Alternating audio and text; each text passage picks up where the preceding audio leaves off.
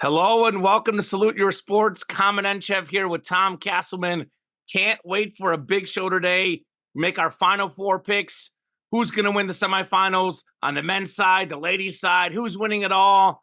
UConn and NC State out there on both sides. How about those two programs, Tom? We have some NBA talk as well. A lot of teams in the West around that bubble. Are they going to get in the playing game, the main tournament? Who are the big players in that 5, 6, 7, 8, 9, 10 range that can actually make a run towards the NBA championship? Massive NFL trade. Stephon Diggs headed to the Texans. What does that mean for Houston? What does that mean for the Bills? What does it mean for the AFC as a whole? We'll talk about that. We'll touch on some of the teams looking for quarterbacks in this NFL draft. What team needs to really get that quarterback spot right more than anybody? We'll probably hit on a little bit on Shohei Ohtani, a little bit of baseball. I know the whole betting thing has, had a little bit of time to kind of sit and rest. We'll kind of touch on that situation a little. I know we kind of skipped it the last week. I know we had to buy the week before or something, but we'll touch on that. Betting locks of the week, sports trivia, statements of the week. A lot of good stuff, man. A lot of good stuff. Of course, Caitlin Clark talk as well, part of that ladies' Final Four. That'll be fun too, Tom. I can't wait to get started. How are you doing on a beautiful, beautiful Thursday afternoon? Well, it's interesting, Common, that you say afternoon, because I know that where you have currently moved back to, it is about 9 o'clock, 9:30 at night in Bulgaria. I saw April Fools. earlier this week you said that you were heading back. So impressed and glad that you're willing to join internationally at this late hour for Yes, you. right. Yeah, April Fools. Everybody still falls for it. At least some people do.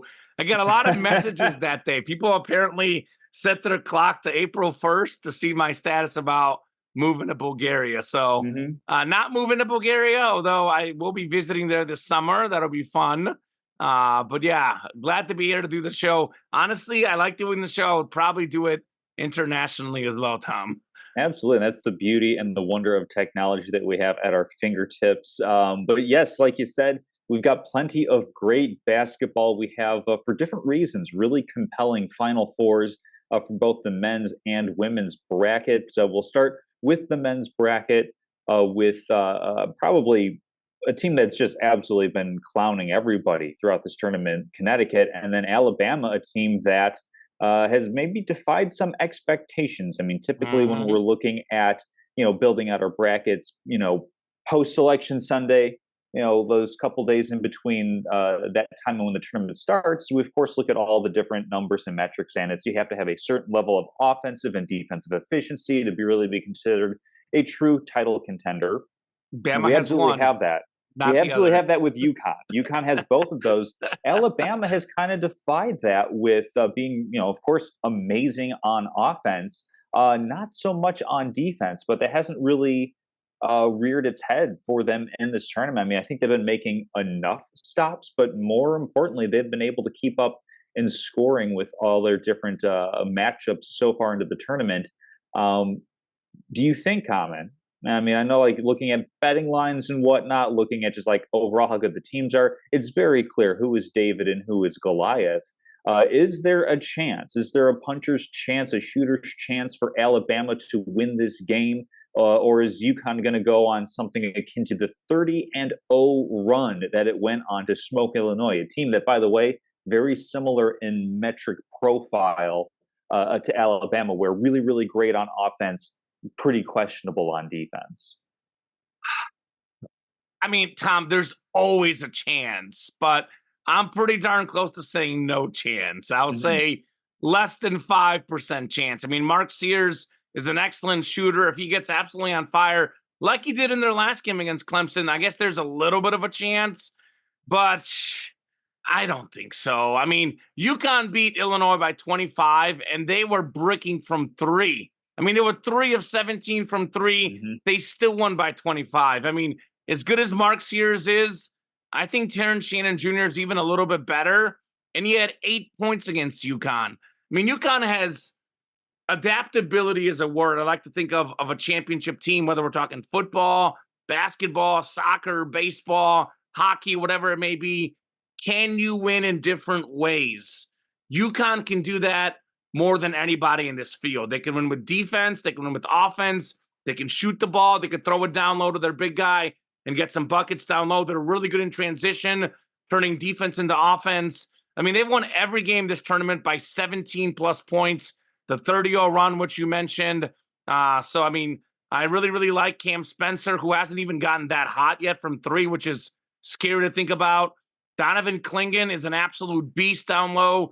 Tristan Newton can do a little bit of everything. I mean, Dan Hurley is as good as there is as far as coaching. They actually haven't won by fewer than 13 points in the tournament since 2021.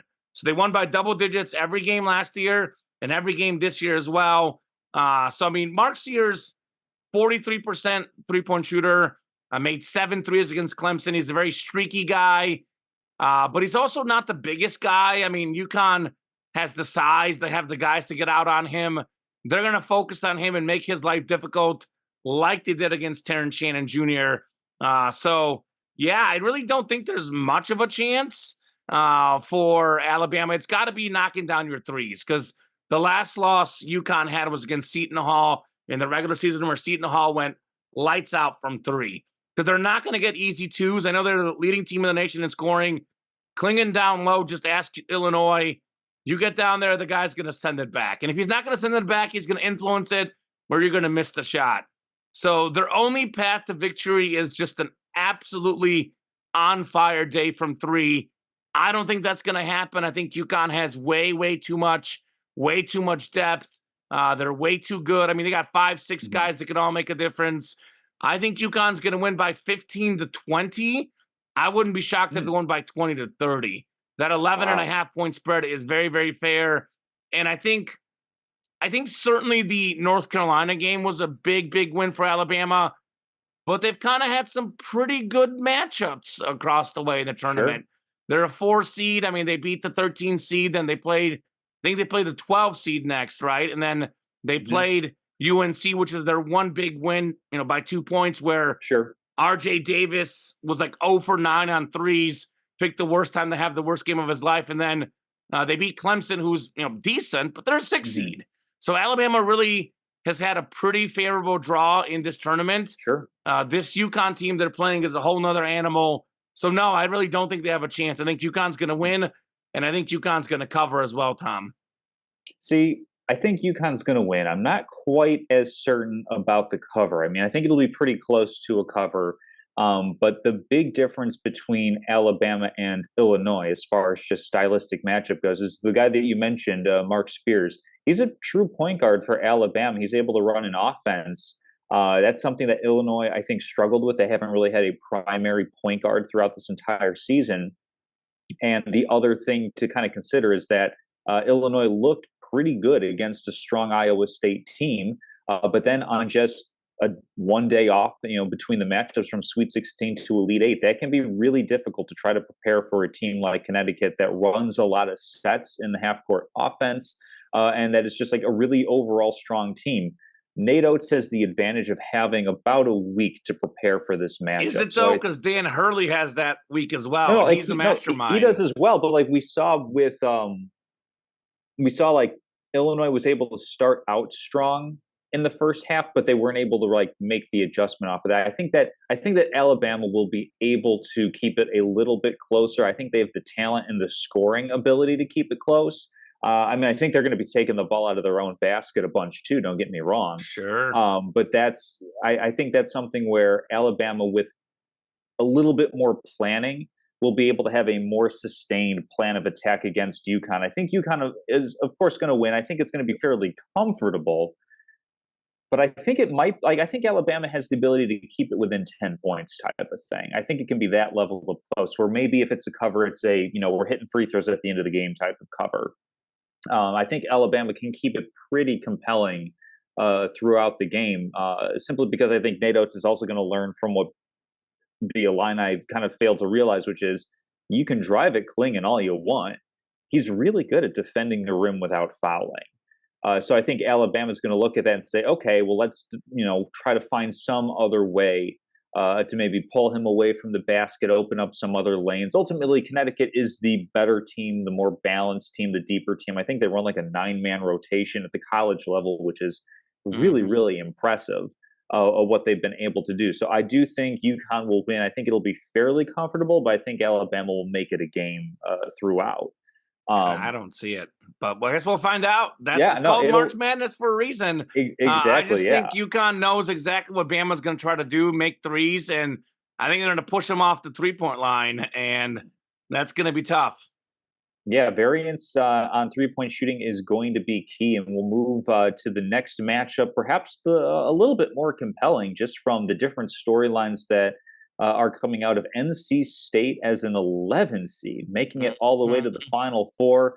And if you want to talk about, the favorability of their matchups, of their draws, I mean, they have beaten a higher seed in every single matchup that they've had. No, they played Oakland, right? Yes. Because they were on the so outside of that one They matchup, beat a really uh, good Marquette team, a yeah, really really good good Marquette Marquette team, team, and a good Duke team as well. exactly, and a team that they know pretty well, pretty familiar with, of course, playing out of the ACC. And then on the other side, you've got Purdue, favored by. Let me look at Bovada really quick. So Nine and a 9-point half. favorite. So oh yeah, 9.5. I have it as Is it? 9 on Let me Bovada. let me I see mean, different what I sources see. have different books have different numbers, but I mean, we're looking at Purdue, a team that, and I'm getting shades of 2019, that Virginia team that lost to a 16 seed and just absolutely dominated their way to a title the next year.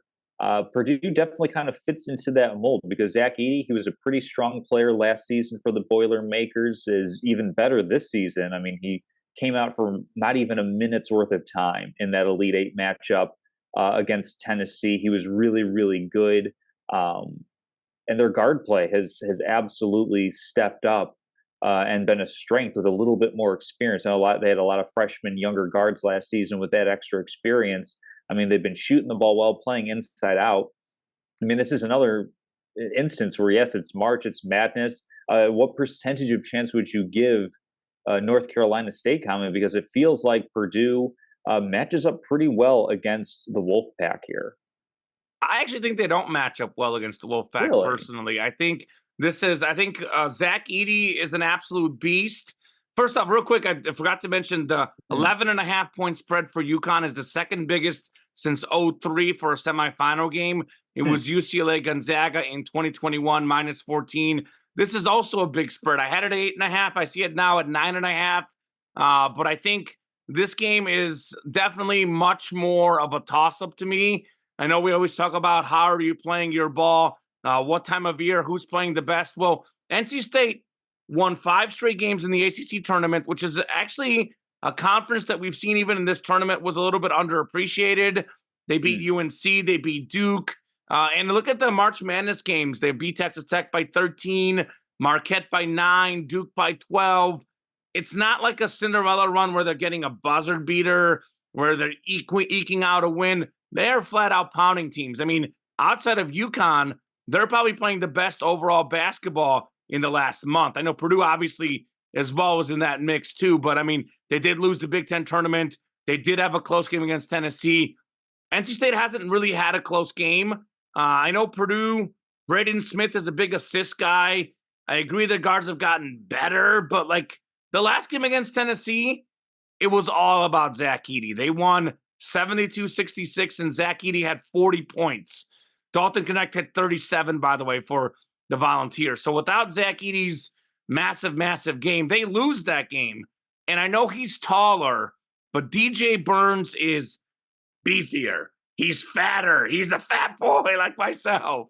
Let the big man eat. I mean, this is a guy that could give Zach Edey some problems. Now, I'm not going to sit here and say he's going to shut down Zach Edey, but I can sit here and tell you he's not going to score 40 points. And maybe, just maybe, Burns gets him in foul trouble. Maybe that's part of the case. They give him the ball down low a lot. He gets him in some foul trouble. The other DJ, they're attacking the DJs. They got DJ down low, DJ on the outside. They got some good shooters too. So DJ Horn, by the way, 20 points against Duke. DJ Burns, 29 points. So, I mean, Tennessee did not have a big guy that can stop Zach Edey. There's very, very few teams that do. 2 teams that I think have guys that could limit him. The biggest guy is Klingon for UConn. That's why I Hmm. think if Purdue Yeah. does win, that's a really tough matchup. But DJ Burns is kind of similar. He's a big guy, a beefy body that could give Zach Edey some problems. So, yeah, I think Purdue definitely is in, I don't want to say in trouble, but this is going to be a tough game. I think it's going to be the toughest game of the tournament. Like, I think Tennessee is better than NC State, but I think NC State matches up better against Purdue, and they're playing their best ball at the right time. So I'm going to lean Purdue to win. I know I need it for our bracket. If UConn wins the whole thing and Purdue loses, I win our March Madness bracket. If Purdue and UConn both win, you win our March Madness bracket. So obviously, from a March Madness selfish standpoint, because I had UConn, I think Houston in the championship, I'm definitely going to be cheering for NC State. I think Purdue, obviously, I would say has a better overall team, but it's not by much. And again, the tournament isn't about who the best team is. A lot of times it's about who the best team is right now. Oh, yeah. And outside of UConn, NC State is playing the best basketball of the year. I feel really good about them covering 9.5 point spread. I give them about a 40 to 45% chance to win. I really think this game could go either way. I just think Purdue is just a little bit better, but they've been the better team many times before, and they have not delivered in the tournament. Do they have that Purdue choking moment? That Purdue moment. I don't know. Yet. Yeah. They haven't yet this tournament. So I will say this, though. Zach Edey is a really good basketball player, and all this hate online about, was there a little bit too many fouls called? Maybe, maybe not. Like, if you foul a big guy, it's a foul. Just because he's 7'4", you can't say it's not a foul, Tom. There might have been one or two that were a little questionable, but that's the whole point. If it's a big guy, he's that good, they're going to throw it to him down low that many times. There is going to be fouls called. That's part of the game. He's got a lot of good touch. He's actually a pretty good free throw shooter. I know he got tired late in that game, but, above 70% for a 7'4" guy, they'll take. He's, good rebounder. He's got really good touch around the rim. So even though I hope Purdue loses for my bracket, I love the NC State story. 11 seed is tied for the lowest seed ever to make the Final Four, I believe. I think it's the 6th 11 seed ever to do it. No 12, 13, 14, 15, or 16. But I do want to put some respect on Zach Edey's name. And I don't know what he's going to do in the NBA. By the way, I think he's going to be an NBA player. We've seen Trace Jackson Davis in Indiana do a good job for the Warriors. He's not going to be a superstar, but he's going to be a guy that either is like a serviceable starter or a serviceable guy off the bench, like you said, maybe a late first-round pick or something. And that doesn't matter. At the college level, he is one of the best college players. I know it seems like a stretch, but he's got to be up. I don't know about ever, but kind of. He's kind of up there in pure dominance. Like top 50, top 40. Sure. I'm not saying he's a top 10 guy, but who's the last really dominant college player we've seen? It's been a hot minute, like for 3-4 years, especially, Tom, because he's kind of that's been a dying breed. And that's the thing is, it's like for our the majority of our viewing experience, if you're a really good college basketball player, you're not sticking around college. This isn't like Tim Duncan going to Wake Forest for 4 years type of thing. If you're really good, if you're Anthony Davis, you're one and done. You're done. You're it's out of probably there. Redick and Hansborough the last time we saw a guy that good for that many years. I know Edey wasn't necessarily great as a freshman, but He's had a couple really good years. He's developed quite a bit and really elevated his game to the point where I think now NBA teams can look at him and say, okay, we've got a guy that can give us 12, 15 minutes, just kind of be, somebody who affects shots, protects the rim. Maybe he's shown like some decent touch shooting free throws, and actually free throw percentage is a little bit better indicator if you can teach somebody how to shoot 3-pointers. I think he could very well. He has claimed that he could shoot, but Matt Painter doesn't want him to shoot, and he listens to what his coach said. That's what he's claimed. I don't know how true that is, but that's what he said. That's believable in my opinion. Yeah. We see a lot of guys that are the college game and the pro game are different enough. I could absolutely see Zach Edey being like a Brook Lopez type of guy, to a smaller degree, a smaller scale. Because Lopez, I think, is a decent bit more mobile, but like rim protector one end. And then just here, spot up corner three, to take your man away from the basket type of thing. You We'll can just see. shoot over everybody. You can work on that. Yeah. Shooting's like the easiest skill to pick up, I think, for the NBA. I don't know. But You I'll say practice enough, you can get there. not everybody, but I'll say this, Tom. I'll say this. And I have this later in the show, but it's the beginning of the show, and it's the perfect time to bring it up. We're in this analytics world of sports where every sport is all about analytics. Mhm. But if you're really good at what you do, you can win in multiple ways. For example, NC State plays through their big guy. Purdue plays through their big guy. They're in the Final Four. More traditional post player big guys. Not like, I know Burns can knock down some jumpers, but he's more of a post player. He's not a 3-point shooter. Even UConn, even though they have so much depth in this tournament, Klingon's been their best player. So you can make a run, even like the Lakers in the bubble, LeBron and Davis, that was a team that was more let's pound it down low. So if you have the right players, you can defy the, so to speak, analytics. You can still win with a dominant big guy, maybe more so in college than the pros, but we have seen it in this tournament. The big guys have been dominant. Yeah, so looking at So the you've got, championship, what do you think? So you're going to pick Purdue, but do you think it could be close, or do you think it's going to be a rout? I think it's going to be close. Like, you think NC State will cover? Oh, 9.5. I would be inclined. I'm not going to put this locks of the week type of thing. I'd be inclined to say yes. Like I could see this being like a how Purdue and Tennessee went, where it was close most of the way, and it's just those free throws at the end of the game by necessity kind of pushed out Purdue's lead a little bit. I can see that type of win, because I think that was like a 7-point win, something along those lines. 6-point win. So yeah, I think it can be close. I'm not going to feel super duper confident though, because we have seen Purdue kind of play a little bit tight. But then we have seen, like if DJ Burns gets into a little bit of foul trouble, if your second big guy starts to get into foul trouble against Zach Edey, just because the dimensions with him are different. That's my other side though. What if Edey gets in foul trouble, Tom? What does Purdue do? The whistles have not put him in foul trouble as of yet, which there's a lot of talk about that. Maybe the refs are listening. That could happen. I'm telling you, Burns could put or DJ Burns could put Zach Edey in foul trouble. Tom. The cynical side of me is, yes, they are listening. I don't think they're listening to whom you would want them to be listening to in this particular case. All right, we'll see. So we've both got UConn and Purdue in the championship, and I mean, not much analysis for me here. I've had it this entire tournament so far, and neither team has really shown why I should doubt them as far as making it to the championship game. I know for UConn, it was definitely more on merit. For Purdue, I initially put them in because they were talented, and I didn't necessarily see where they would falter along the way. Whereas looking at Houston, for example, I saw a couple different pitfalls. Houston would be here, I think, if Jamal Shead didn't get hurt. Yeah, and that was the thing. It's like they didn't have a ton of depth, because I think like their secondary primary, like point guard type guy, like was injured or something along those lines. Like they were playing with a pretty short rotation,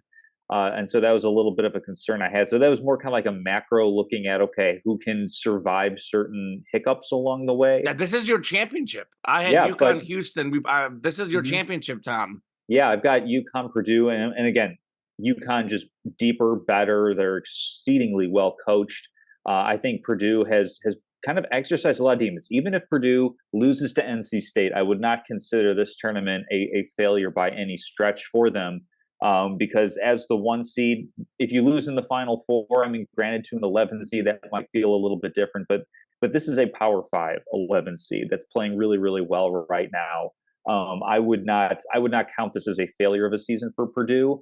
I think they'll make it to the title game, however, and fall short to UConn, because I just think that Connecticut is better. They're more experienced because they're returning so many guys that were more role players last year and are taking on much bigger roles now. And so they're both talented and experienced, and that's not really something you get a whole lot of at the collegiate level anymore. So I feel really, really good about UConn winning the title. Yeah, that would be a really fun matchup, just to see how Klingon does with Edey, because he's the one guy that is built to, again, I'm not going to say shut him down, but limit him. He's a guy that's similar enough in size, and a little bit smaller, but He's a big guy. He's a really good shot blocker, a really good defensive player. Could make life a little bit difficult for Edey. And then, of course, I mean, the supporting cast for UConn, they got 5, 6, 7 guys that are really, really good players. They have a lot of pro players, not necessarily like, all-stars, lottery picks, but they Mhm. have like 3 or 4 guys that could be pro players, maybe even more if you want to go as far as Europe. They got basketball players at UConn. They got guys that can play the game, guys that can play defense, offense. I mean, they got guards, Newton and Spencer clinging down low. Caravan does a little bit of everything. Their bench is really good. Dan Hurley is I know with, Coach K, Roy Williams leaving, these legends. I know Jay Wright as well. I mean, he's kind of working his way to the top coach in college basketball at the moment. I mean, Mhm. I know Bill Self is good. I've always felt he's a little bit overrated personally.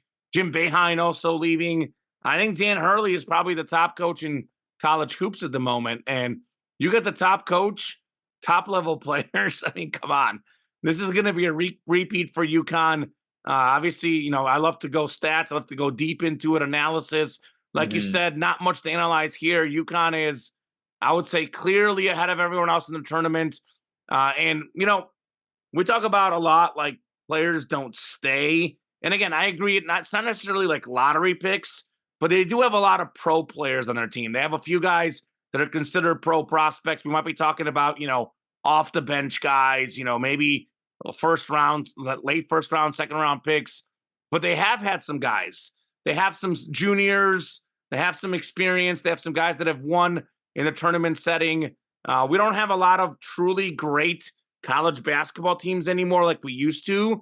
This is probably the one team that I would put in that great category.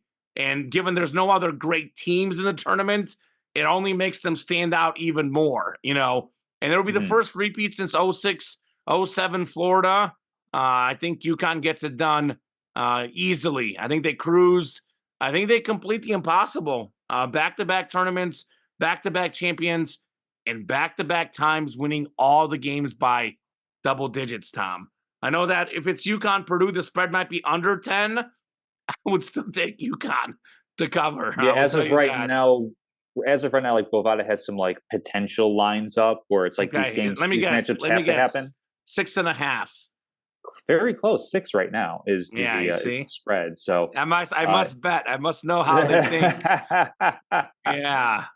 well, that'll wrap it for the men's side. Again, Final Four and championship coming up this weekend, and then the following Monday. So definitely looking forward to that.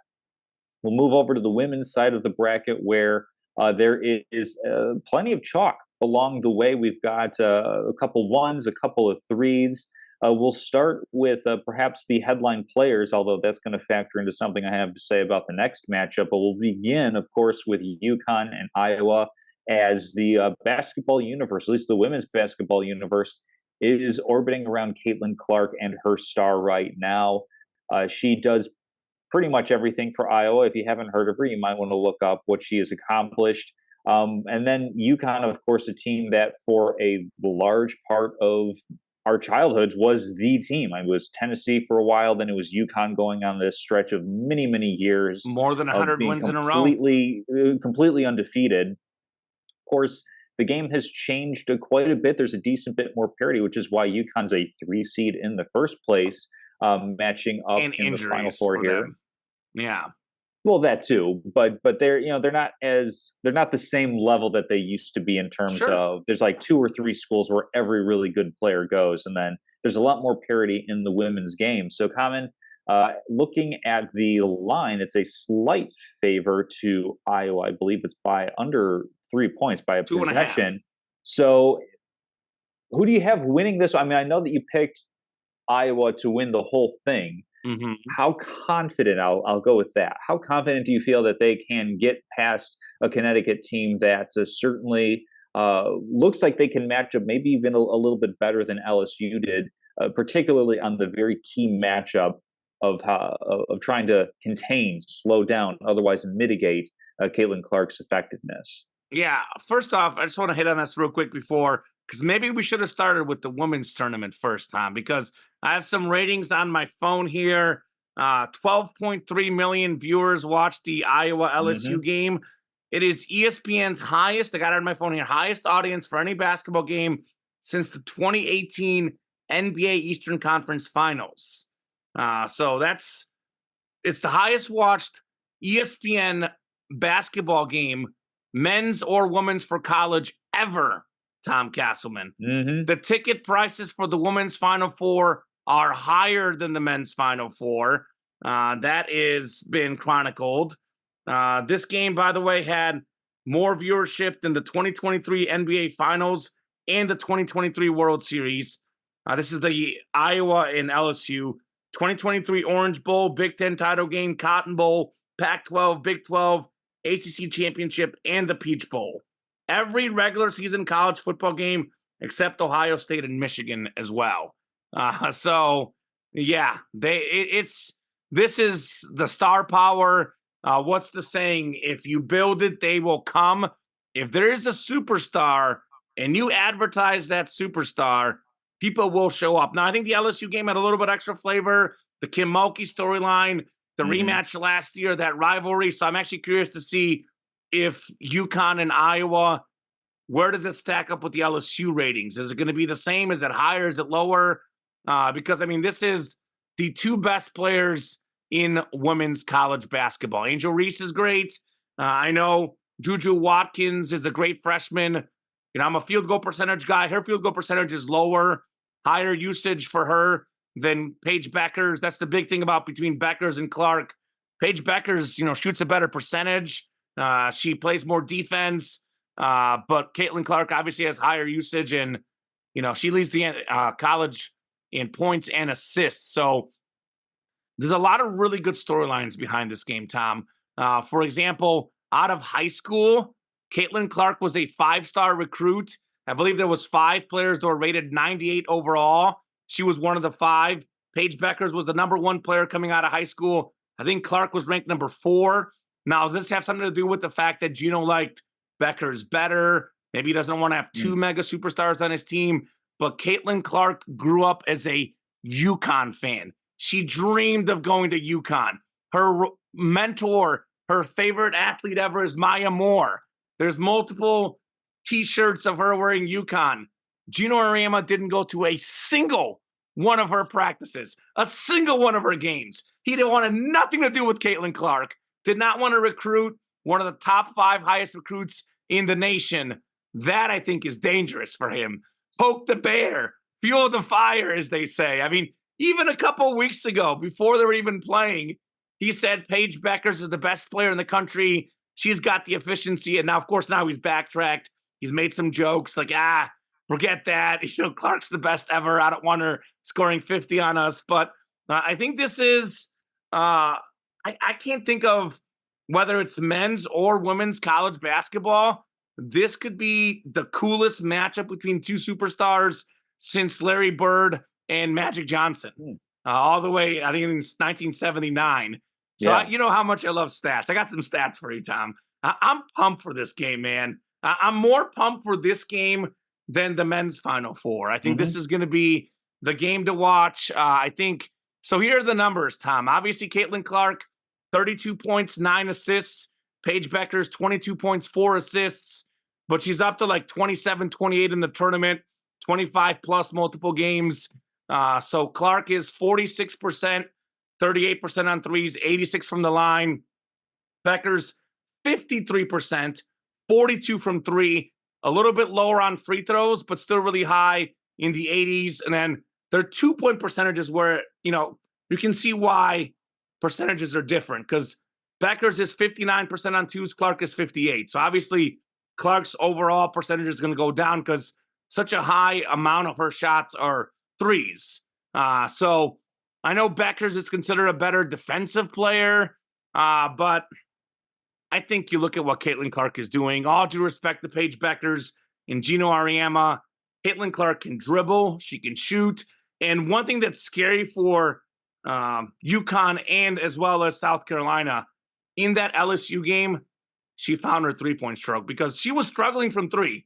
Big Ten tournament, early on in the NCAA tournament, her 3s were not falling, Tom. She was making 2-point baskets. She was getting assists. She was getting steals. She was getting rebounds. She was finding other ways to contribute. But she had a cold stretch in her three. She had like 5-6 games in a row where the threes weren't falling. Against LSU, oh, they were falling. 9 of them in that game. 41 points on the biggest stage there so far before the Final Four. So, the other interesting story, of course, Tom, is the number 2 scorers. Aaliyah Edwards for UConn is a beast down low. Hannah Stokey, also a good post player. So I know UConn's got some injuries. It's tough to pick, but you know where I'm headed. Iowa, they got the better player. They got the better story, as you say, Tom Castleman. Caitlin Clark is the real deal. Can Paige Beckers guard her? Can she slow her down? I'm not too sure anyone can slow Caitlin Clark down. Caitlin Clark is about an inch taller, so it's not like Paige Beckers, they're about the same, but I think she's listed an inch taller. They're both listed as 6 foot on ESPN. Yeah, but, I think we've seen this a lot in the modern sports. Great offense now beats great defense. The way the rules are set up with how athletic and how talented all the players are, whatever sport it may be. We're talking about basketball, we're talking about football. This is her time. I think this is Caitlin Clark's time. I think her team is really good. I know she's really good at setting up her teammates. That's a very underrated part of her game because, she led the nation in assists. People don't realize how good she is at passing. Once you sit and watch the game, you get yourself basically like a mix of Steph Curry and Magic Johnson on the court with Caitlin Clark. And that's a very underrated part in her game. The one area where she does struggle a little bit is turnovers. So if UConn can frustrate her, cause her to make some turnovers, I guess they can make a game of it. But in my opinion, after watching the LSU game and seeing her get her 3-point game back, threes go in streaks, Tom. And it's not the right timing for UConn. This is going to be Iowa's game. I think they win. They cover 2.5 points. Like you said, not as dominant UConn team as we typically see. And I think that speaks to, I actually watched SportsCenter, I think was it last night or the night before.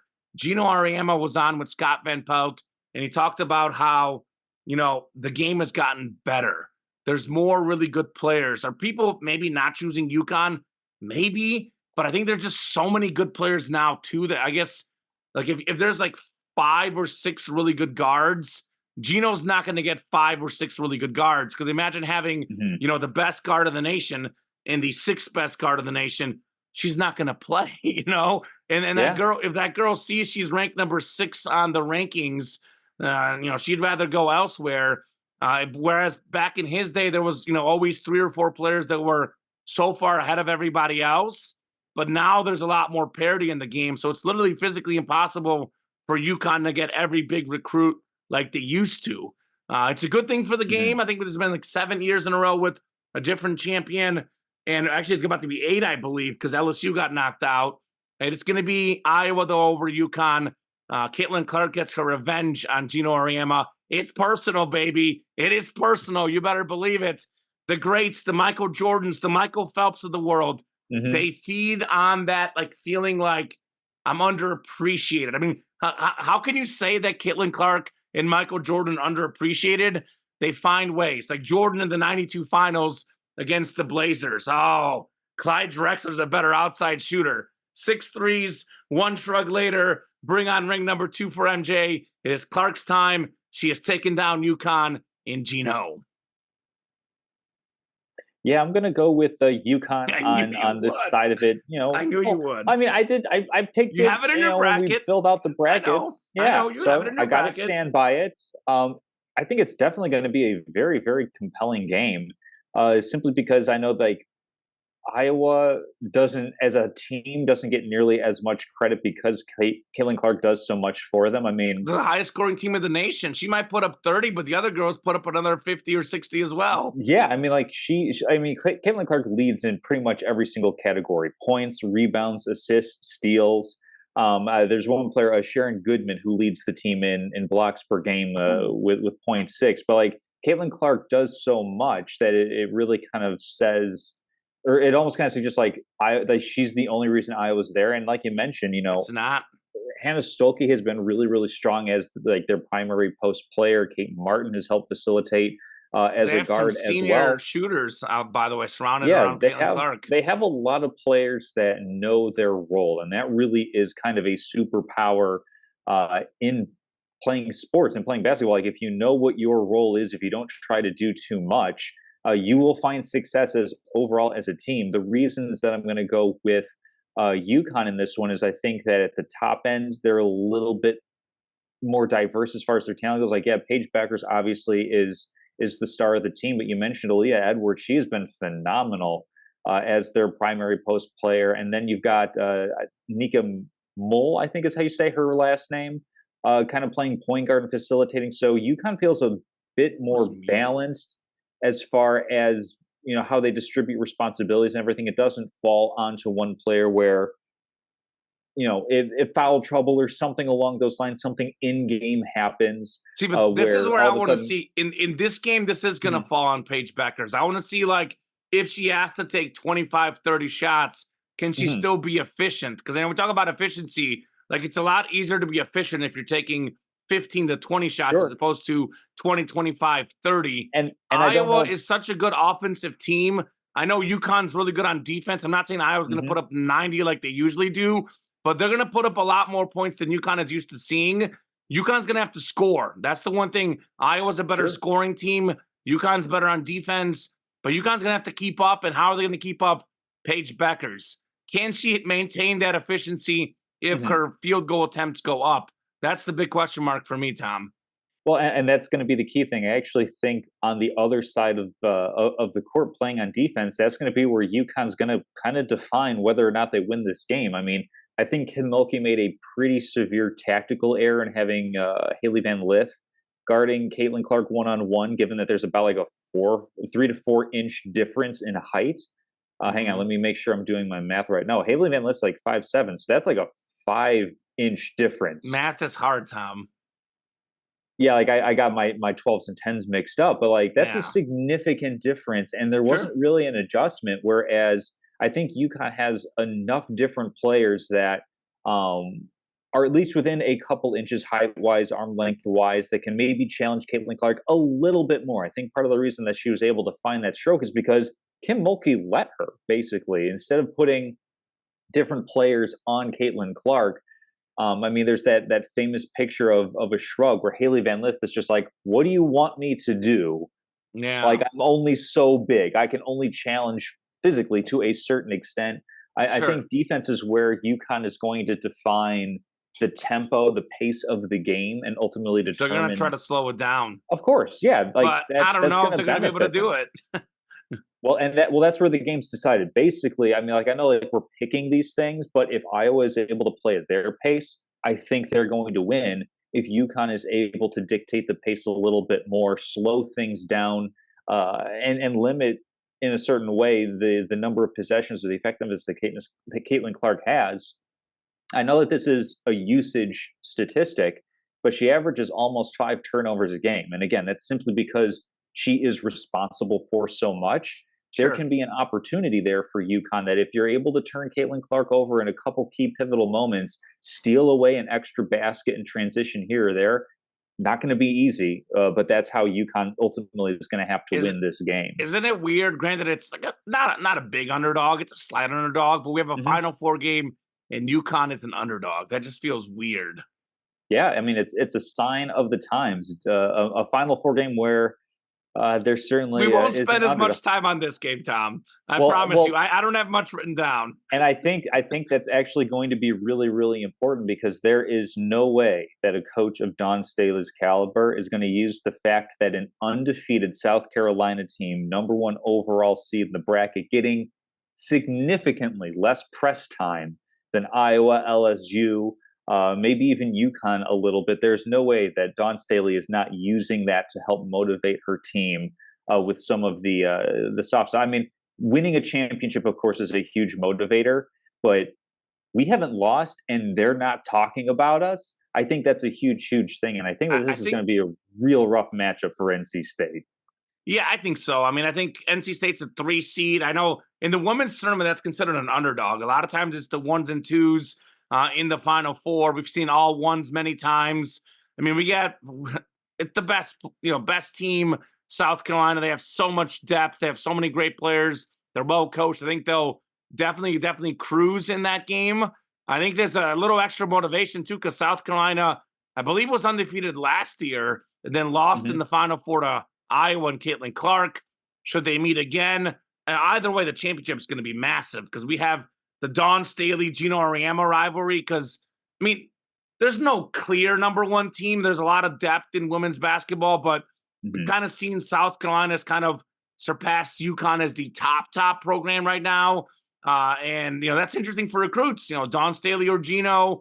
And then, of course, it's South Carolina and Iowa. We have the whole undefeated season against Caitlin Clark, the rematch from last year in the Final Four. There's going to be all sorts of drama regardless. But obviously, I think we're going to be on the same page. South Carolina gets past NC State. They got a really good player in Cardoso, a big post player. That's why LSU was getting picked by more ESPN people than Iowa, Tom. They were wrong. I was right. Won a lot of money on that pick, by the way, Tom. Money, Iowa.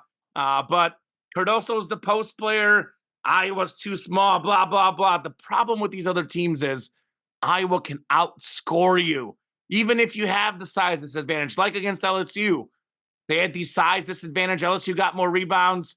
Caitlin Clark made 9 threes. It didn't matter, Tom. So it's going to be South Carolina and Iowa, a rematch of last year's Final Four, and it's going to be just like last year. Caitlin Clark puts on a show.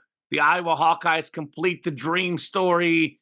She completes the dream career, most points ever for any player, men's or women's, Caitlin Clark, most assists in the country this year as well. And she gets the one thing she doesn't have, and that would be a championship. The Iowa Hawkeyes knock out South Carolina and win the whole thing. Yeah, I'm going to go with South Carolina, not, of course, just against NC State, but to win it all as nobody's beaten them yet. I think Indiana came the closest. That's your bracket, by the way. You've got South Carolina, UConn. I've got Iowa and South Carolina. So both of our championship picks are still alive, Tom. Absolutely. And it's going to be the thing to watch is basically the best team versus the best player. Well, although Iowa's team is really good too, though. That's what I'm saying. People will sleep on them. But I think in a game like that, Tom, I know Cardoso was good, but they don't have a 20-point scorer, 21, 22, 23-point scorer. I think in a game like that, you need your stars to really shine. And that's why I think Iowa, for me, has the edge because they've got the megastar. South Carolina's got a post player that maybe doesn't really get the ball as much, doesn't score as much. And I like big games. I look for stars. In a one-game scenario, I look at who's got the best player. And that's the problem for everybody else. Every time they play against Iowa, they don't have the best player, Tom. Yeah, well, I mean, and that's going to be the key thing. I mean, the reason why NC State is probably going to lose and probably going to lose by a lot is because you have to be able to shoot the three-pointer against South Carolina because they average 8 blocks a game as a team. Like, they are really, really strong defensively in the paint. So really, they're going to force you to try to shoot from outside. And outside of, like Caitlin Clark, the Iowa Hawkeyes, how many teams are really good at doing that on a consistent enough basis with enough tempo, enough pace to be able to outdo South Carolina? I just think that they're too deep, they're too talented. They have a lot of players that they play, 15 plus minutes. So they can roll a lot of things where even if 1 or 2 of their players aren't having a great night, they can still beat you by a lot. Whereas if Caitlin Clark happens to be just a little bit off, if she happens, if something happens in game, she's not necessarily as effective. That could be something that can kind of snowball a little bit. If she needs to sit and take a breather, even for a minute or two, South Carolina is good enough that they can punish you in that amount of time to kind of make you regret having to sit a player. And then you got to play the game of, I need my best player at all times, but I also need my best player to have fresh enough legs to be able to follow through on those shots toward the end of the game. So it's going to be really, really compelling stuff. I know, it's a double-digit spread for South Carolina, North Carolina State. I don't know what the hypothetical would be, whether it's UConn or Iowa as far as that matchup goes, but I imagine that's going to be probably within a couple possessions at the very, very highest, if not a bit closer. But I mean, South Carolina has been outstanding all season long. I definitely can see a path to them losing, but I think the more likely outcome is that South Carolina is going to be hoisting a championship, cutting down the nets again after a year off. By the way, I believe it or not, Tom, I look a guy. I have him. I give him the third best odds. I know they'll make the championship, but if UConn, it's going to be UConn or Iowa for me. The winner of that game is going to win the tournament. Personally, Really? I think they're similar to UConn a few years back, where UConn had all those great regular seasons, then they ran out of gas at the end. I think it's going to be a similar thing for South Carolina, regardless of who wins Iowa and UConn. I'm picking South Carolina to lose in the championship. All right. Well, we will definitely see how that plays out, and we will also see how the final 7, 8 games, give or take, in the NBA play out, as we've got a very compelling Western Conference. Just to touch briefly on the East, as far as like the whole playing game scenario, whatnot. Currently, like Heat and Pacers are fighting for that 6th spot, with the 76ers, Bulls, and Hawks pretty Embiid solidly. Is back, though. Embiid is back. Embiid is back. That could make a difference. That could certainly be a reason to pick the 76ers as maybe an upstart team as of right now. If all the seeding holds, if they end up being the 8th seed, they will be going up against kind of a juggernaut Boston Celtics team, a team that has 60 wins on the season and counting, as they have, looking at their win-loss, about 6 more games to play. Also a tremendous point differential as well. So we'll focus on the Western Conference, because I think there's a lot more volatility there. There's a lot more discussion, because we're not really certain as of right now if we are in a changing of the guard type of situation, or if we're in a situation of younger, talented teams better able to hold up over the course of an 82-game season. But once we start getting into a shorter 7-game series, that we might see some of these, quote, older, more veteran seasoned teams perhaps getting on a bit of a run-in, specifically the teams that we'll be touching on. I'm going to omit the Houston Rockets. They kind of fall as like talented young team, but they're currently 3 games out of that last play-in spot with, like I said, just 7 games to go on their schedule. Although they play the Warriors tonight, and they have the tiebreaker head-to-head against Golden State. So if they win tonight, they're essentially a game away. So tonight kind of decides Houston's playing tournament odds. Is my that's going to be wants to keep falling, Tom. Come on, that's going to be a huge matchup. But looking, like you said, the Golden State Warriors currently sitting in that 10 spot. Los Angeles Lakers sitting in the 9 spot. They're just a game behind Sacramento, a team that was a top seed last season. The New Orleans Pelicans 7, and then the Phoenix Suns sitting in the 6th spot, tied with the Pelicans. So that could easily flip flop.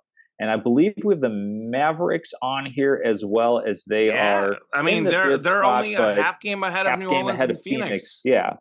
So, Common, of these teams, I mean, for me, it's going to be a little bit more of kind of like a wishy-washy, nuanced answer, simply because we still have enough time and the games are all tight enough that seeding and positioning is going to be super duper important as far as picking a team to make a deep run in the playoffs. Because I'll just jump right in with, if current seeding holds, I would really like the Phoenix Suns' path toward making it into the playoffs. I mean, you look at the fact that they'd first be matching up against, most likely, the Oklahoma City Thunder, a team that is talented but ultimately inexperienced. That would be fun. Durant back at OKC. That would be a lot of fun to see as far as the matchup. A lot of different storylines there. I mean, Chet Holmgren has been absolutely phenomenal in his rookie season since he was injured last year. Shai Gilgeous-Alexander. 90% of years he wins Rookie of the Year, but not this year. Not this year, no. This year that'll go to somebody who is on, let's see, I think the third worst record in the NBA. Certainly very capable of winning a lottery, but I think this year's draft isn't nearly as good. But I think like the Phoenix Suns are a team that I could see going on a run if they match up against the Oklahoma City Thunder. And then the Timberwolves and the Nuggets are currently tied for first.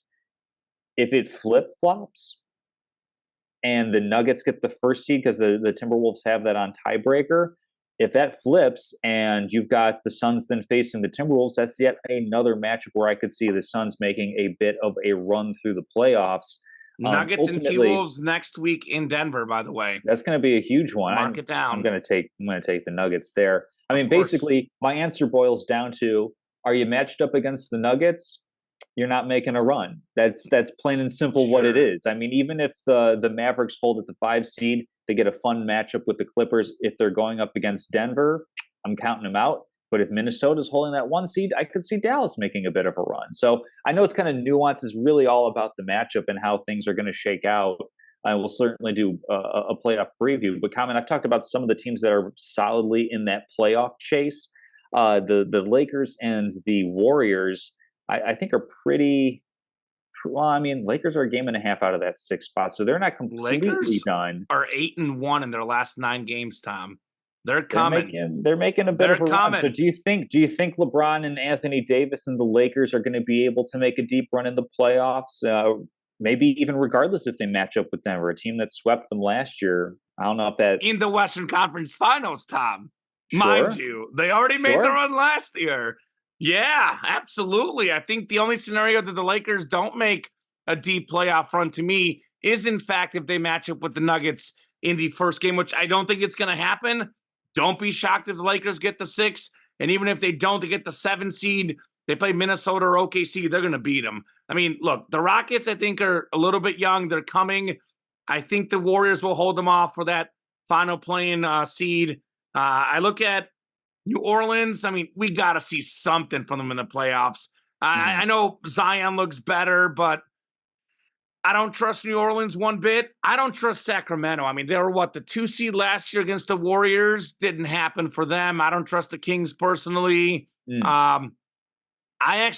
You're going to be surprised at this one, but I don't currently trust the Warriors. I think age I'm is not catching up surprised at with all. them. I Yeah. think Steph Curry is really, really good.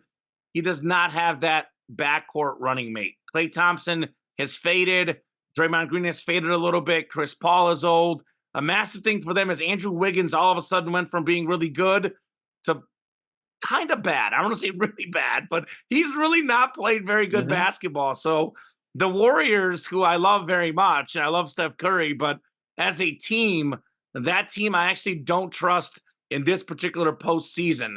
So in that 5 to 10 range, there is 3 teams, and I'm going to go as far as say, look, I'm a guy that you got to prove it to me. Minnesota, OKC, you got to prove it in the playoffs, guys, before I believe in you. By the way, the Lakers have a really, really good head-to-head against the Thunder this year, last year. They tend to play really well against OKC, this year at least for sure. So I think the Mavericks, the Suns, and the Lakers are the 2nd, 3rd, and 4th best team in the West. They're close. I think they're ahead of the Clippers even, Tom, for me. You know, I'm never high on the Clippers. Kawhi might have another injury. Paul George is the most overrated player in basketball come the playoffs. He dips. We know James Harden dips in the playoffs. I'm not a Clipper guy one bit, Tom. So I think the Nuggets are the favorite. They're the team I would pick out west. But short of playing the Nuggets, I like the Mavericks, the Lakers, and the Suns. Why is that, Tom? Because they both have proven 1-2 duos. I mean, LeBron and Davis, these guys won a championship together. I think both of those guys are, I'm not saying they're in their absolute prime, but I think they're both way closer to their prime than most people recognize. I mean, LeBron, by the way, is shooting better than 40% on 3 this year. He's missed some games. Davis has missed some games. They're not really looking the stat pad. You know, they find ways to get rest. Wow. They're focused on the postseason. Everyone's stat pads sometimes a little bit. But I'm just saying, like, you look at the stats, and LeBron's stats are still really good. It's LeBron James. Anthony Davis stats are really good. Are they as high as some of the other guys in the league that they're better than? They're not. And that's because they're playing less minutes. They're missing some games. Come the playoffs, LeBron James and Anthony Davis are a fantastic duo. LeBron's had some injury issues, but I think a lot of that might be load management, so to speak, more than injuries. Because whenever he plays, he looks really good. So those 2 guys together are a force to be reckoned with. And I think a lot of people, we talk about usage, putting up shots. I mean, LeBron is like better than 50%, better than 40% from 3. He's scoring, 25, 26 points. Is he scoring 27, 28? No. Why is that? Because he's taking less shots. He's letting his body recover for the postseason. I still look at LeBron James, Tom, and I still think he's the top 5 player in the NBA today. So absolutely the Lakers can make a run. D'Angelo Russell is playing better than he ever has with the Lakers. Austin Reeves is better. They have a really, really solid team. That's a very, very dangerous team come the playoffs.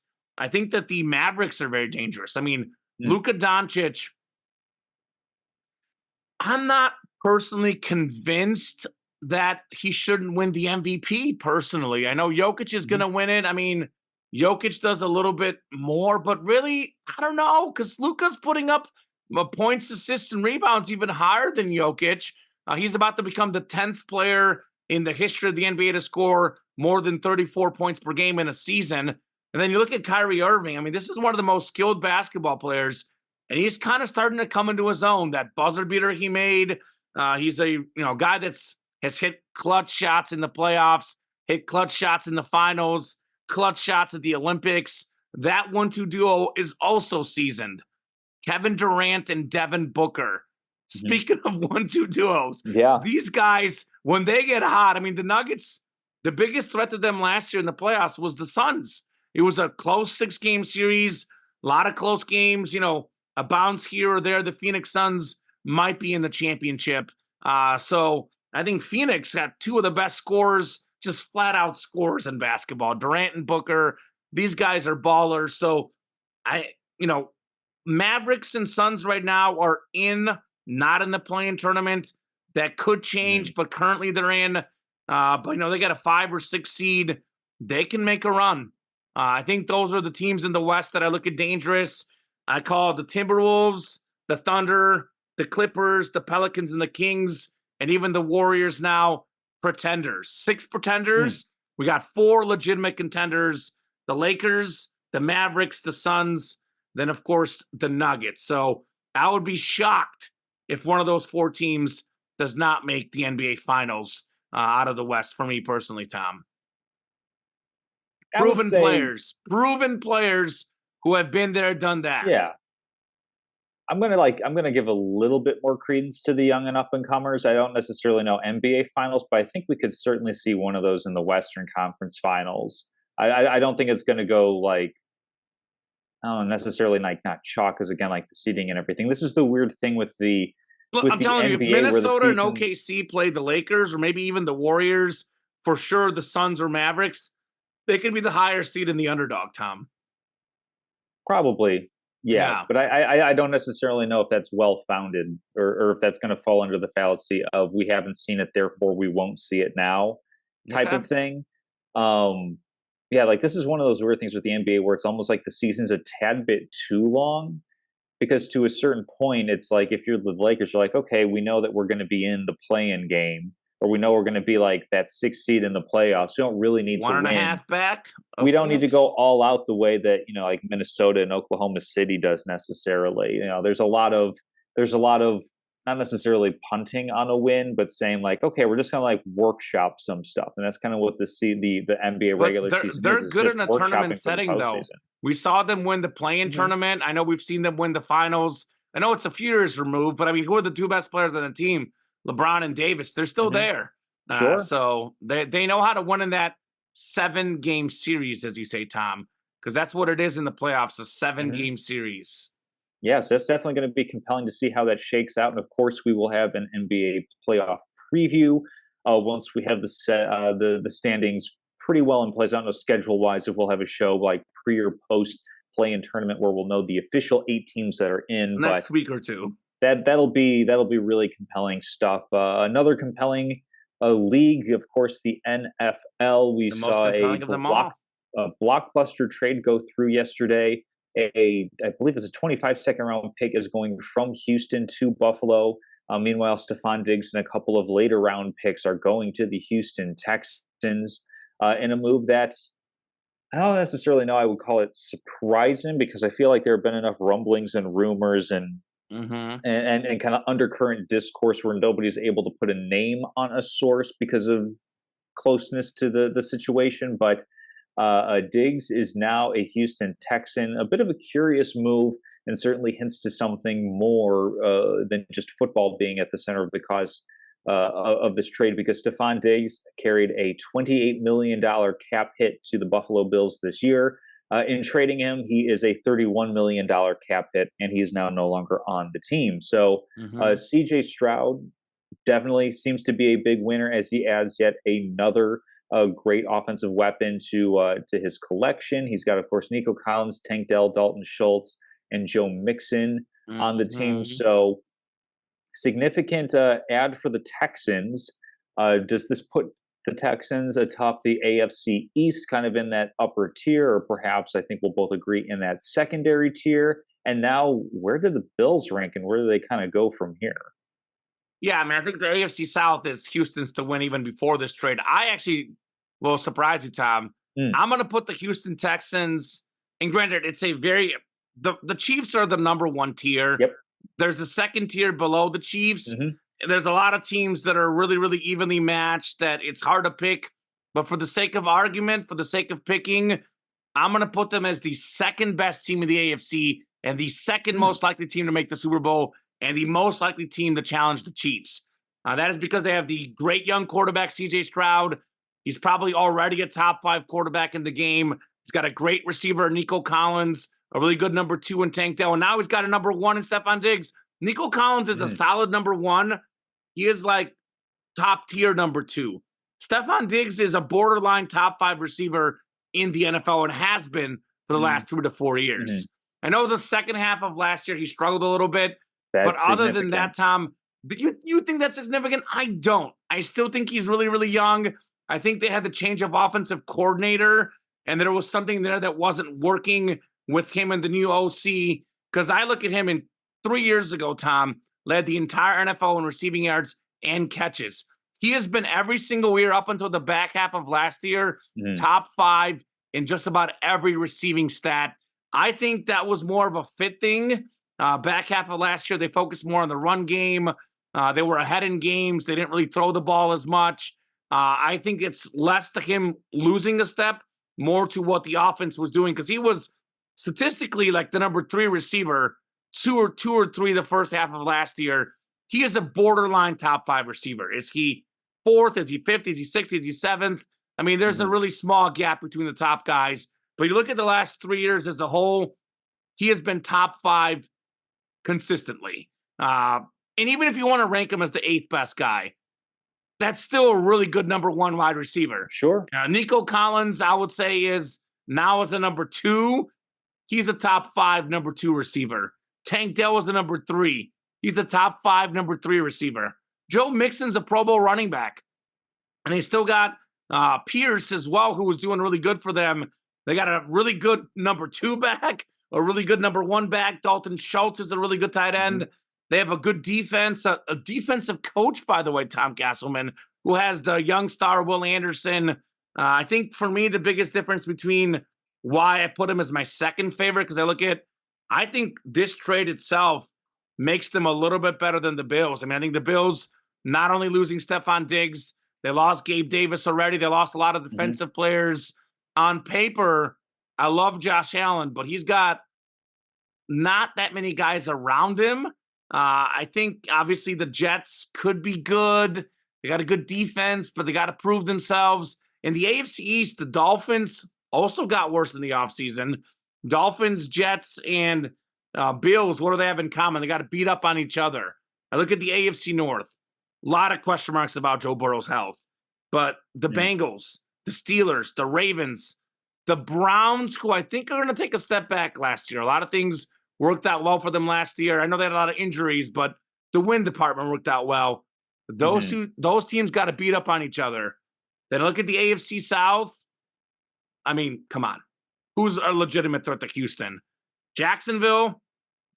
I think they've been a 500 team the last couple of years. I know people are ready to send them, but they barely won the division 2 years ago. They missed the playoffs this year. They're not a legitimate team. We know the Titans are just they're bad now, and they lost their coach who was keeping them together. The Colts, a little promise, but come on, the Colts are bad. So they play in probably the easiest division in the AFC. Although the West all of a sudden looks pretty easy. The for West the is Chiefs pretty as well. soft. Yeah. But they're in one of the two weak divisions. That's why I look at Kansas City. I look at Houston. They can cruise through their divisions. Like, who's better, Houston or Baltimore? I mean, I know Baltimore beat them in the playoffs, but Houston is getting better. I think Baltimore's getting worse with losing Mm. some defensive guys. Yeah, That was a Patrick Queen's home field significant. game. I mean, if Houston gets the 2 seed, which they can because of schedule, like, who would I favor between Houston, the Bengals, the Ravens? I would lean the home field advantage, Tom. So Mhm. they're not like far and away the second best team, but if they can get the 2 seed, or dare I say the 1 seed somehow, because Kansas City has a very, very tough schedule outside of the division, by the way, Mm. which the NFL never is nice to them as far as the scheduling. And guess what? It doesn't matter. They win anyway. But I think this is a huge addition to Houston. It's not the only addition this offseason. Obviously, getting Joe Mhm. Mixon as well helps. CJ Stroud, I mean, it's going to be one of those situations like, does the league catch up to him, or does he learn more having been in the league more? Because he was a rookie last year, man.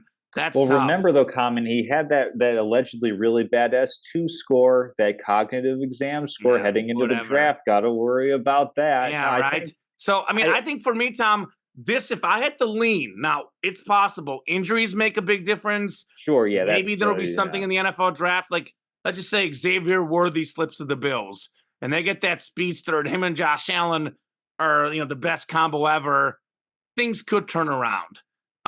But if I had to lean right now, Mhm. I lean Houston as the 2 seed in the AFC, and I lean Buffalo missing the playoffs, Tom, for now. Yeah, I mean that almost happened to Buffalo last year, where they ended up getting the 2 seed or what have you, but they Yeah. were just a loss here or there, a playoff scenario away of being completely out of the playoffs, which is just kind of a bonkers way of going about it. And it's really interesting because there's a lot of different conclusions you could draw out of this trade and kind of where things are going without necessarily having a causational or correlational answer to that question. So Mhm. I'll start with the Texans, where I think they do get marginally better because I think they already had improved on being the top team in the AFC South. This just makes them even better.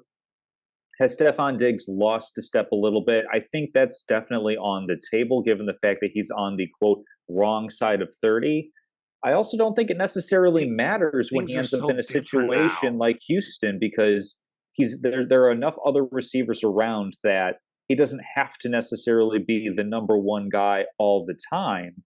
And he doesn't have to be the guy that quote unquote makes the quarterback successful. I think that there's enough around here where Stefan Diggs can kind of fit in, perhaps be the primary pass catching weapon, but there's enough other pieces around that Stefan Diggs, even if he has lost a little bit with age, is still going to see enough one on one matchups that I, I, you can I think, still win. Tom, you see a drop sometimes. It very rarely do you see it in 2 or 3 months. I'm telling you, I think you are sleeping on how good this guy is. He's No, no, I super still think he's fast. good. No, No, I still think he's elite. I think he's a top 5 receiver in the NFL. Like, I'm going to have to think about it. Like, drop there's, offs usually take a year or two. You see them happening.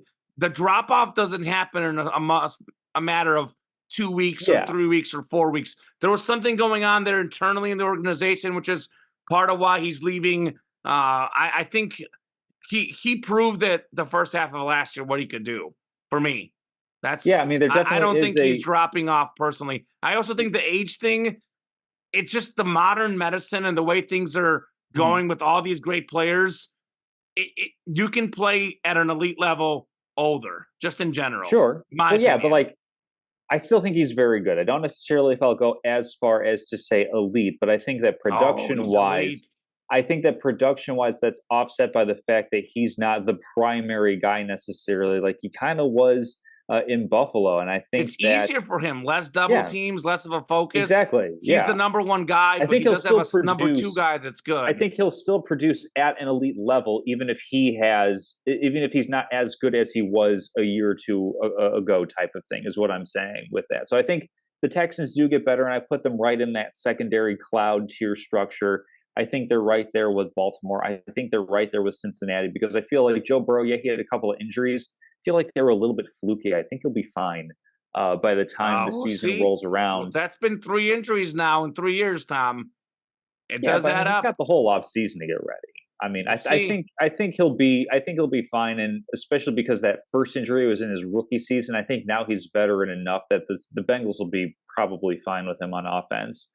I think Big question mark. what We'll the see. Texans are doing is really really smart, really intelligent way of building around your star quarterback and not falling into the same trap that the Buffalo Bills are falling into. Is I actually feel they kind of fall off sharply here because the trap that the Bills are falling into and a lot of other NFL teams have done is we have a quarterback who is so good he can paper over whatever deficiencies we may have.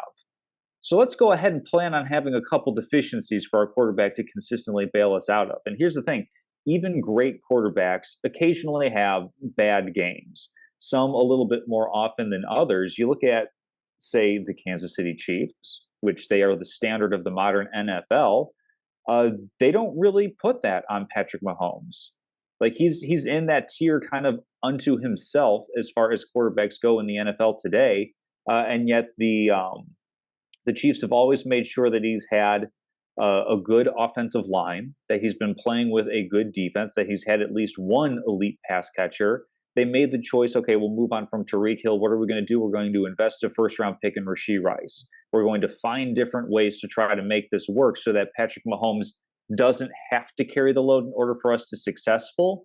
We are successful because in the kind of unplanned moment, whether it's within a game, whether it's within a stretch of a season, that's where the quarterback overcoming your deficiencies is the true differentiator, not going into a season planning on them being able to do that all the time. That's just too much stress to put on one quarterback. So I think the Bills, I think they're at the bottom. They're a wild card team because it's now extended to 7 teams making the playoffs, and they're fortunate to be in a division where the Patriots are bad, the Dolphins aren't really proven because they put up some really good numbers on offense, but we saw them fade toward the end of last season and in the playoffs. So we can't really count them as being a tried and true team as of They're yet. they're And like you they're good at mentioned, home. They got to win on the road. They'll win enough games at home to that's the keep it difference. close. I And think they're then in a the tough Jets are an division, Tom. anomaly. The Jets are an enigma where I don't know what to expect because Aaron Rodgers didn't look great that last season in Green Bay.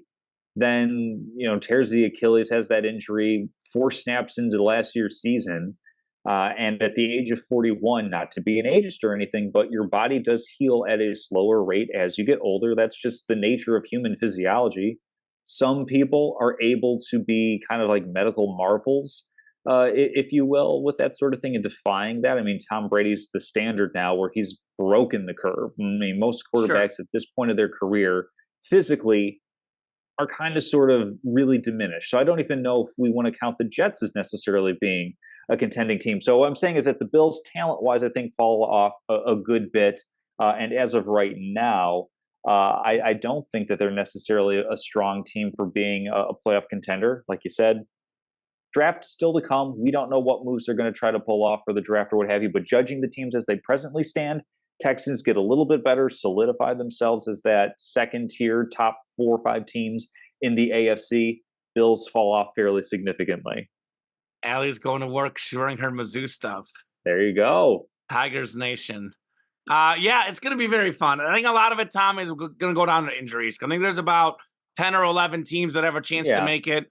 Buffalo's going to be 50-50, where they're either barely in or barely out, and a lot of it's going to depend on injuries. Mhm. I do think the Yeah. Bills, personally, Tom, they are going to take a step back this year, maybe the next year. But as long as you have the quarterback, you're in such a good spot where people are saying is Buffalo Bills, is their playoff window closing? We had the same thing with John Elway. Got off to such a great start in his career. And then, people are like, he's not winning the big game. Is that window closing? I think that window's going to reopen. They might have Mhm. 1 or 2 years where they're not as good. But as long as Josh Allen is there, in 3 years, in 4 years, they're eventually going to rebuild. The cap is going to even out. I know they're in a bad cap space right now. I think their championship window is not closed. I think a lot of teams, a lot of organizations, like the Warriors, for example, they went through that great team, and then they had to have a couple years of struggling, but they had Stephen Curry still on the team, the piece. As long as he's there, then they add one or two other pieces. They were able to come back and win a championship again. Josh Allen is so young still, Tom, that Buffalo's window has not closed at all, I would say. They just may have an year or two bumps in the road. Now, of course, the big thing is who's going to beat Kansas City. That's the big problem for the NFL as a whole. I know Mahomes he is the one guy, he's that good, Tom, that he can kind of paper over some of the mistakes, which he did last year, by the way. Their offense did have deficiencies, and guess what? Now they got him Hollywood Brown. I know we don't have this in the rundown. I don't want to spend too much time on it, but the Rashee Rice situation is a little bit unfortunate. Waiting on more details. There might be some sort of suspension.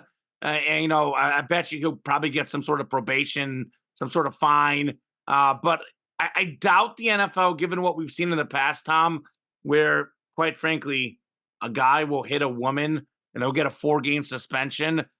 I don't think Rashee Rice is looking at a full season suspension, my opinion. So they'll have him for the playoffs. And as long as they have him from the playoffs, and they got Hollywood Brown, they got the NFL draft still, they're the favorites. They are the favorites to win again. But I think Houston is maybe right on that top tier of that second tier in that conversation, I guess. They've won more playoff games than the Cowboys since 2010, by the way, the Houston Texans. Yeah. That's a fantastic stat. I mean, as long as Rashee Rice wasn't gambling while he was driving, I think he'll be okay to come back at some point during the season. Certain things they punish more. By the way, real quick, Tom, it's a full circle moment because you look at the Chiefs championship run, their first Super Bowl, they were down, was it 24-0 to the Texans? It seemed like Deshaun Watson in Houston was maybe the biggest threat to them being the top team. Then all of a sudden, Mahomes, there's Lamar Jackson, there's Josh Allen, there's Joe Burrow. He always wins. We might be circling back to the Texans now as the biggest threat to Patrick Mahomes in the AFC. Yeah, well, definitely still a lot of offseason to go as we have the draft. There's going to be picks and trades coming out of there. And no pick perhaps, or no picks more important than the first 3 to 4 picks in this draft, as it looks like this is a really good year that if you need a quarterback, this is the year to draft it. And the top 3 teams at the very least, with the Chicago Bears, the Washington Commanders, and New England Patriots, all 1, 2, 3, all currently having vacancies in their starting quarterback position. If you want to argue maybe Jacoby Brissett is your placeholder in New England, I could understand that argument, but he is certainly not the long-term answer. And then, of course, the Arizona Cardinals. There's a lot of options on the table. If the quarterbacks are going 1, 2, 3, as Jim Harbaugh said, the quarterbacks go off the board 1 through 4. It's kind of like the 5th pick's kind of like the first pick of the draft, which good logic to have if you're Marvin looking Harrison with Justin Herbert. I mean, that's another case. That's another case of you're letting all these different guys go. You got to give your quarterback more weapons. Great quarterbacks can't fix everything for you. So we'll focus on the top 3 teams. I think if you want. I know they're the Vikings, the Raiders, the Broncos, other teams that could go quarterback as well. But yeah, Giants. I want to focus on the top 3. Giants as well. They got Drew Lock though. Mizzou baby. Yeah, they're going to be the starter when Daniel Jones fails. Yeah, we'll stick with the Bears, the Patriots, and the Commanders simply because those teams, I think, are fairly solidly not moving out. I mean, there's still some different draft stuff to come out. If somebody makes an offer that is too good to refuse, I could see the Patriots taking that. But, I think in terms of those 3 teams, who needs to get the quarterback position right? First and foremost for me, it's the Chicago Bears. And we could go big picture narrative. We could go never had a quarterback throw for 4,000 yards, 30 until touchdowns, Caleb this year. What have you. The reason why the Bears need to get the quarterback position right is because of how the rest of their team is positioned. They're in this rare case where they had a 7-9 record. They had a decent record last year. I'd say good from the standpoint of you went from 3-14 to 7-9. That constitutes 7-10, for me. I think it was. Oh yeah, I'm used to the old schedule. I know. 7-10. So they need to get the quarterback right because of all these other moves that they have made. They've made moves as if they are planning on having the expectation of being a playoff team. You don't acquire Keenan Allen, a 32-year-old receiver who's on a $20-something million contract coming off a career year, Tom. You don't acquire him if you're looking to just kind of like rebuild a little bit more, kind of push that off another year or so. You don't trade for Montez Sweat and sign him to a big extension. You don't make these big investments unless you're planning on making the playoffs. So as of right now, from everything that we're seeing, Caleb Williams is doing one pro visit. I think he's only going to Chicago as of right now. I don't think that he's He going to had plan dinner on with the visiting. organization. It went well, they're saying. Yeah, like basically the talent and everything on tape has been there for everybody to watch. The Bears got his medicals at his pro day, but the most important thing was, okay, how is he personality wise? Is he somebody in whom we feel confident that he can come in and kind of sort of run a locker room, be that leader on a team that has a lot of veteran guys? He's not coming into the typical situation, the Bryce Young situation, if you will, where you have you're so bereft of any talent around you that you have to fix everything. The Bears ultimately have to get this right as far as making that pick, which, I mean, it's an easy thing to say to get right because I think we kind of confidently know Caleb Williams is the best quarterback in the draft, although I still have a little bit of hesitation because it seems like every time we say that, we're let down a little bit. Trevor Lawrence was the last guy, to a certain extent, a lesser extent. Andrew Luck was the guy before that, where I think he kind of fulfilled the promise Oh, of he was being the that real pick that he deal. was. He was the real deal, and it was just that, again, the Colts fell into that trap that I was talking about earlier, It and was not it was the surrounding him with curse that I enough put support. on them. That's what it was, Oh, Tom. of Because I course, told yes, them yes, they got rid yeah. of Peyton Manning, and I said they would never win a Super Bowl again. And I said he would win a Super Bowl with the Broncos, and I was Mhm. right. So the Colts case is the Kamenechev curse. I'm just telling you, Okay, that's a whole different scenario. gotcha. So, Yeah. I mean, the Bears for me are the answer. I mean, comment. Do you feel like the Commanders or the Patriots, do you feel like they have maybe a bigger, stronger case to make for we need to get this quarterback right, especially if Caleb Williams off the board? It's a little bit more nebulous between Drake May and Jaden Daniels in terms of picking your flavor. Yeah, I think if they look, you laid out a compelling point. I think obviously, we're Bear fans, so it's easy for us to think about our team.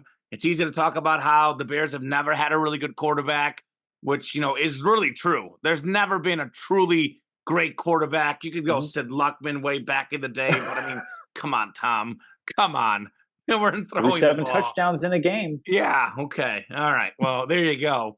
The best quarterback in Bear history is Jay Cutler. The Bears are a really good argument. Obviously, they've put away all these pieces to make the quarterback successful. If the quarterback isn't successful, then yeah, they botched the pick. But I think for me, it is interesting what you said. I do agree with you, by the way, Tom. You do have to have a team around a quarterback. You can't just have your quarterback paper over mistakes, but your organization starts with your quarterback.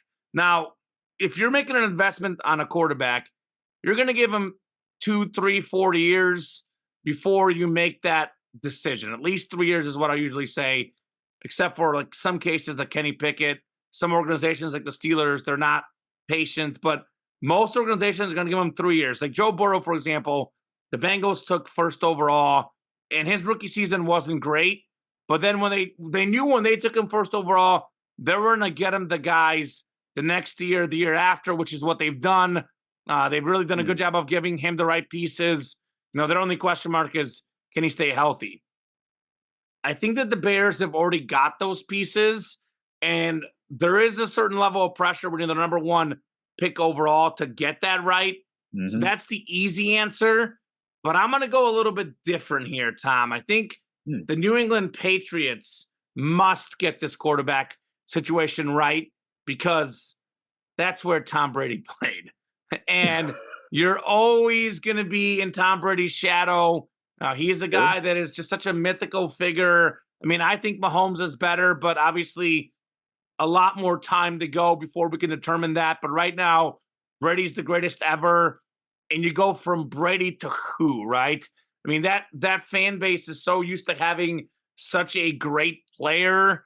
Like it's different than the Bears. They're used to messing up. So if they mess up, it's like, oh, here we go again. Whereas with the Mhm. Patriots, it's like, and even before Brady, they had Bledsoe. I mean, Bledsoe was a really good quarterback.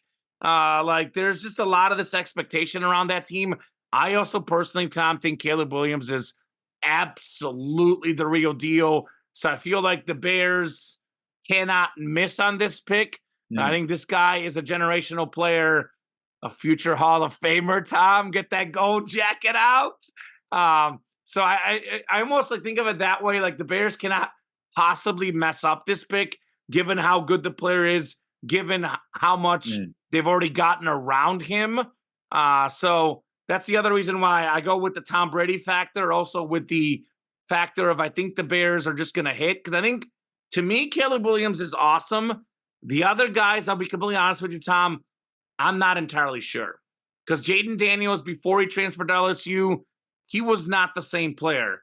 You know, how much was it maturing? How much was it Mhm. he needed the guys? Or how much is it that he had Malik Neighbors, who's an I absolute mean, beast? but look You no know, further than Joe Burrow. I mean, similar kind of story to his yeah. career.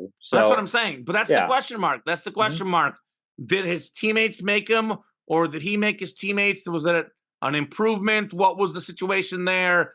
There's some question marks on Jaden Daniels. I like Jaden Daniels personally. He's my number 2 pick in the draft. Question marks. Bo Nix, arm strength. Question marks. Drake May, did he really win very much at UNC? I mean, I know it's the kind of a stupid argument, but a valid one.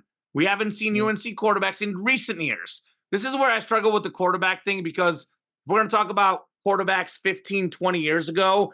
I would throw that argument out the window. Like Mark Sanchez and Sam Darnold have nothing to do with USC football right now. But Mitch Trubisky and Sam Howell were the most recent guys at UNC. So that is a little bit more modern, where it does hold a little bit of a weight. Mhm. I know Bo Nix, the arm strength, Michael Penix, the injuries. All these guys are guys that I could see succeeding. I can also see all of them failing.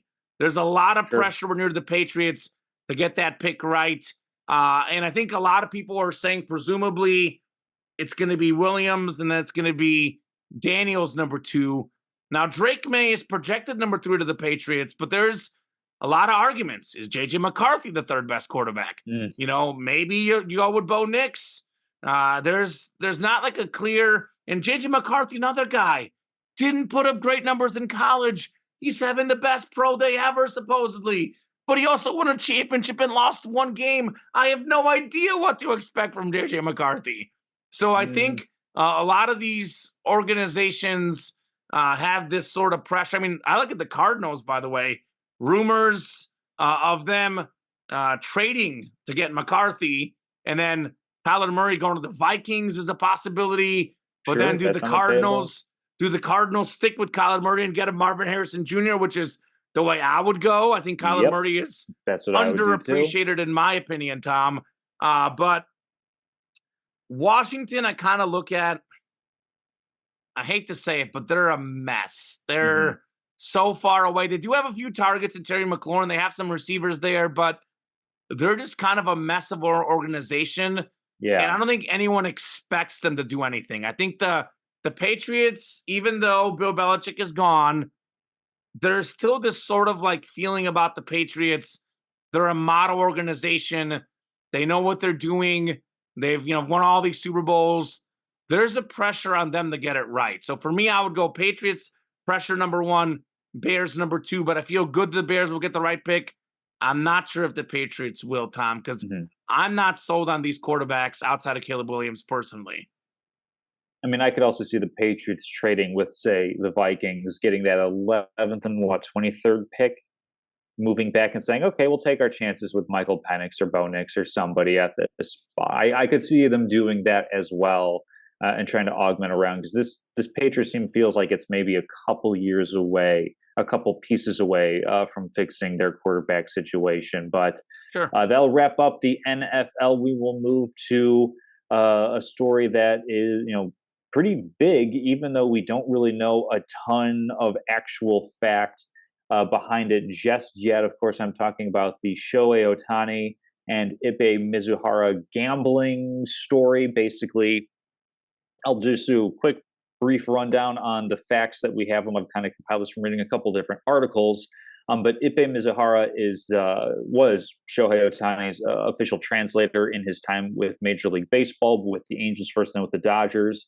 Mizuhara has since been fired from the LA Dodgers as he had a gambling debt totaling about $4.5 million with a man by the name of Matthew Bowyer, an illegal bookmaker out of California. And I say illegal bookmaker because gambling in the state of California has not yet been legalized, like it has been in Illinois and a number of other states.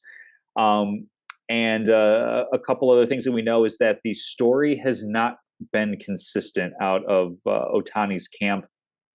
Initially, his representatives said that Ohtani paid Mizuhara's gambling debts, which can stray into some felony criminal activity there as far as wire transfer fraud goes.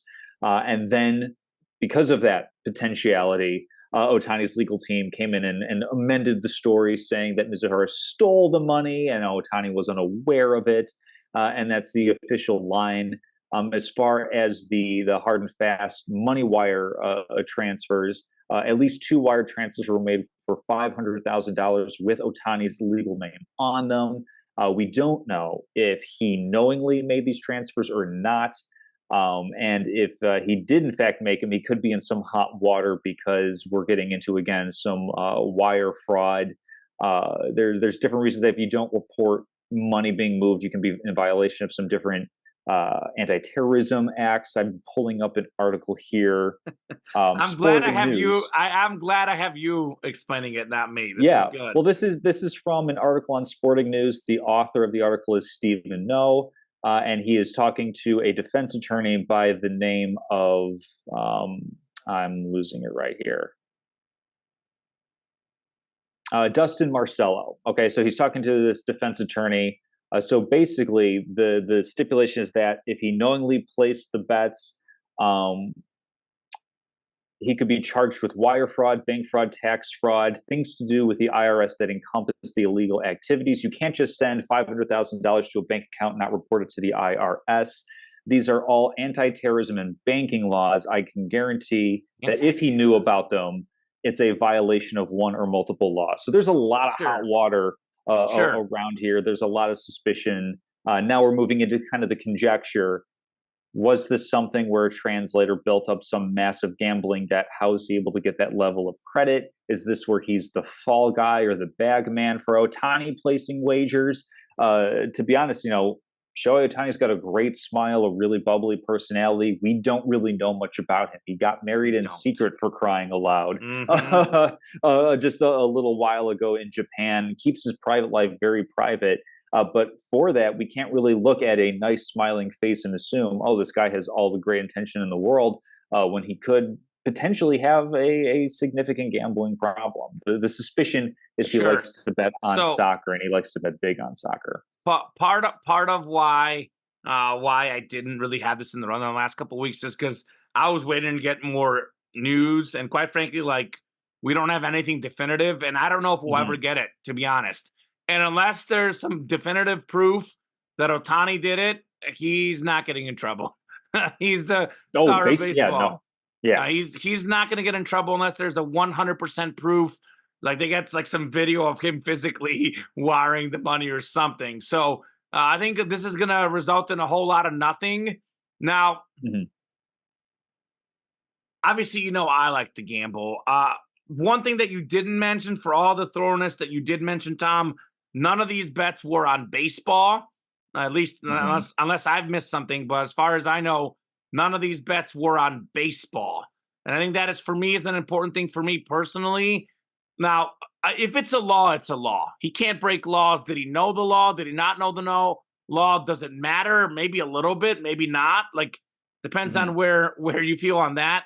I personally, Tom, this is just my personal belief, as someone who does a lot of stats, watches a lot of shows, watches a lot of betting analysis. I think it's just so wide open. You can give yourself a better chance, but I don't think a baseball player betting on a basketball game or a soccer game, in my opinion, should be illegal. I think that's something that we need to amend. Let these players bet on whatever sports they want to do, even if they want to do it on the team facilities. I don't care, Tom. That doesn't bother me one bit. With that said, that is the law right now. And if you're an athlete and you know the law and you're doing it anyway, you're dumb. Like, just wait a Hmm. little bit. You'll have your time. As addicting as it may be, there's other things you can do. So that's why it's kind of like a catch 22 for me. I don't really buy the notion that just because you're a pro athlete, you have insider information. I also think there's very Hmm. little true insider information unless you're actually betting against yourself or maybe your team, like, the injury report last minute that maybe someone else doesn't know. But there's not really across NBA and NFL and MLB. I just don't really think there's too much insider information that would really lead you to win a bet, unless we're talking about like a guy retiring, like the Brady thing. Does he come out of retirement? Does he play again? But game to game, these sports are so unpredictable. There's so many things that go into it that I personally am not bothered on athletes betting on other sports, but I am Hmm. bothered on them, like maybe just having the what's the word? Same as the drag racing with Rashi Rice, like the self control, so to speak. I know the drag racing is different. Like that should not be, you should not Hmm. be doing that. That's a rightful law. I think some of the gambling laws, and of course, I come as a gambler. There's a lot of responsibility. You should gamble responsibly, but if you want to gamble, you should be able to gamble. I get the distinction of you can't gamble on your own sport. That part of it I get, but does an MLB player know more about the NBA than some other random person? I don't really think so. He's got a Hmm. buddy on an NBA team. I just don't buy that sort of insider information personally. But Yeah. I think this is going to end up being a whole lot of nothing. Otani's Mm. going to end up playing unless there's 100%, evidence. And even if he does get something, there might be some sort of suspension. I could see that happening. But he's still so young. He's got a bright future. I think like it would be like a 40-game suspension or something. I don't Yeah. anticipate this being See, like a Pete Rose banned from baseball type situation because he didn't bet on baseball. That's the that we distinction know of. that we know of. Now, if that comes Right. out, that changes everything. And But that's whether and that's even if we find out that Otani's the one actually betting, and of course he could claim that he didn't know those rules, which by the way, Tom, is entirely possible. It's entirely possible that he it's was not an not excuse aware though. that you can't bet on soccer. It's not an excuse, but Yeah. I'm telling you, like, there's no way that this leads to Otani having like a ban from baseball or like going to jail, in my opinion, for an extended amount of time. There could be some sort of community service, a fine. Maybe there's a 20-game suspension, something like that. But I think it's going to be more of a slap on the wrist Hmm. unless they find out with 100% certainty he's placing the bets and they're on baseball. That's where he's on hot water. Otherwise, I think he's mostly in the clear here. Yeah, this is really like a tip of the iceberg type of thing for me because if you want to gamble one way or another, that's one thing, but gambling only works if everybody is operating under the presumption that it's a fair and unfettered contest between two people, two teams, what have you. And the issue isn't he wasn't making these bets on DraftKings or FanDuel. This was with an illegal bookmaker, which is still kind of an undercurrent. There's still mafia, basically, is what I'm saying. There is still a lot of illegal wagering that can go on for sums of money that wouldn't be allowed at a legal book. And with that, that opens up the possibility of, hey, you're gonna get knocked out in the third round type of thing. Like there still is that culture. It's not Why doesn't he necessarily just go to super prevalent. Vegas and place the bets there? Maybe not a big enough thrill from that sort of thing. Like there's so much that we don't know, which is why we're not going to get a lot of information from a while for a while because He by the MLB way, is Tom, doing. is the Hmm, quietest superstar in sports history.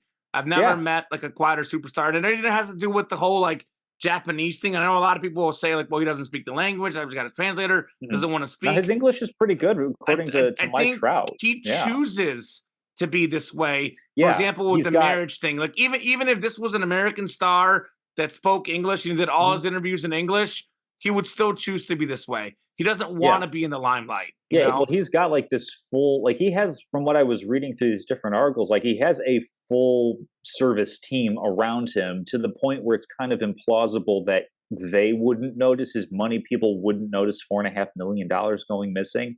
I think that Yeah, there is a lot going on here that a federal investigation will bear up, because let me tell you, the federal government does not care about the image of your sport, of your superstar, of your whomever.